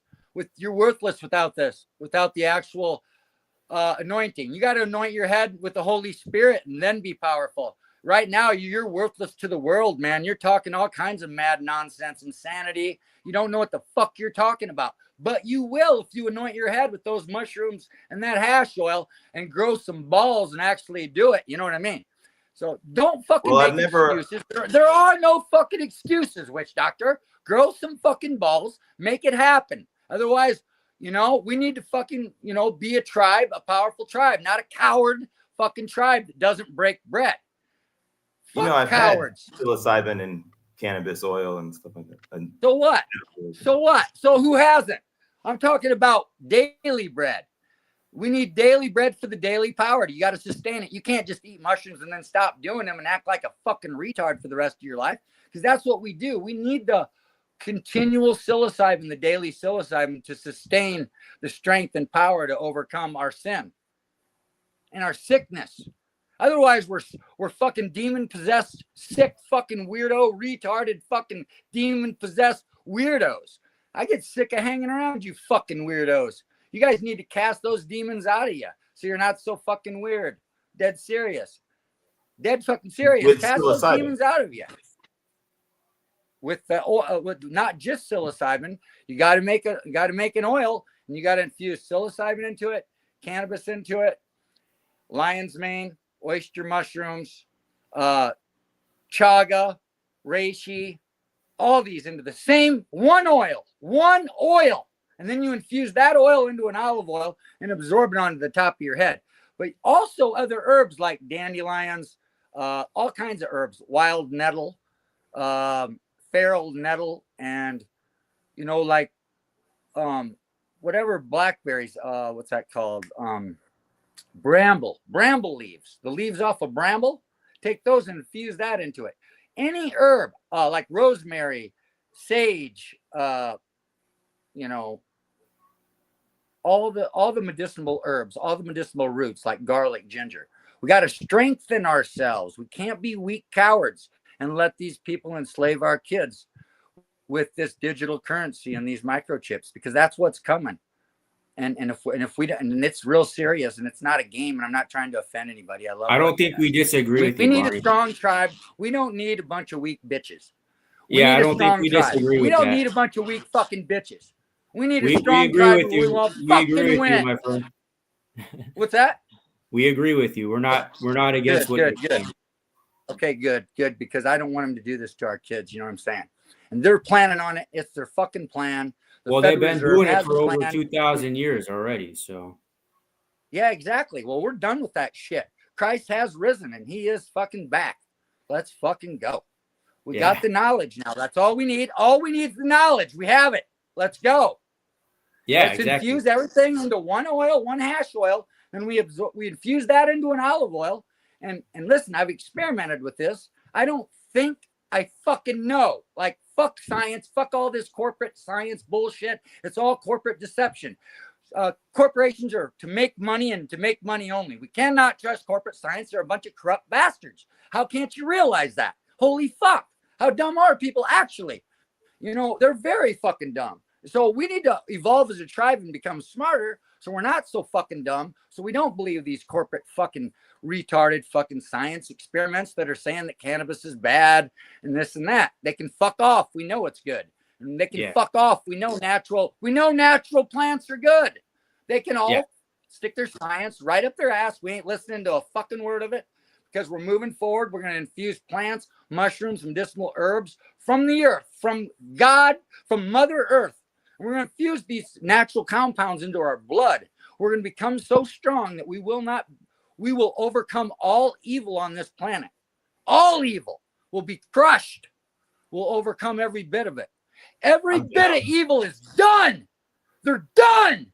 Do you understand me? Evil is toast. Evil is toast. Their days are numbered. The anointing is here. You understand me? Give us this day our daily bread and deliver us from evil. Deliver us from evil with this daily cannabis-infused psilocybin mushroom bread. And that bread has the oil in it. It has the oil in it, the oil that I'm talking about. That's infused with every herb, every medicinal herb, every mushroom. It has all these compounds in the oil. And then we make bread with that. We make a great drink with that they call ancient wine. It's non-alcoholic, but we drink this daily. We also infuse it into our butter, into our milk, and into our honey. The promised land is indeed flowing in milk and honey, and we have arrived. And we will infuse any natural compound found in nature, and every natural compound found in nature, and any combination of any natural compound found in nature into a base hash oil. And we'll take that base hash oil, we'll infuse it into an olive oil. And we'll take that olive oil and we'll anoint our head and our hands and our wrists where there's surface blood vessels on, like on our wrists. Jesus, we can infuse these. Okay, excuse me, go ahead. The feet, they anointed Jesus's feet, right? Yes, the feet. And the reason why, yes, absolutely. And the reason why is because of the surface blood vessels. Anywhere on the body where there's surface blood vessels, such as the feet, the top of the head, and the hands and the wrists. See the wrists? They got a lot of blood vessels. That's where we can administer the medicine. That's where they administered the sacred oil into the bloodstream, is where there were surface blood vessels. Yes, now they would also lay hands on.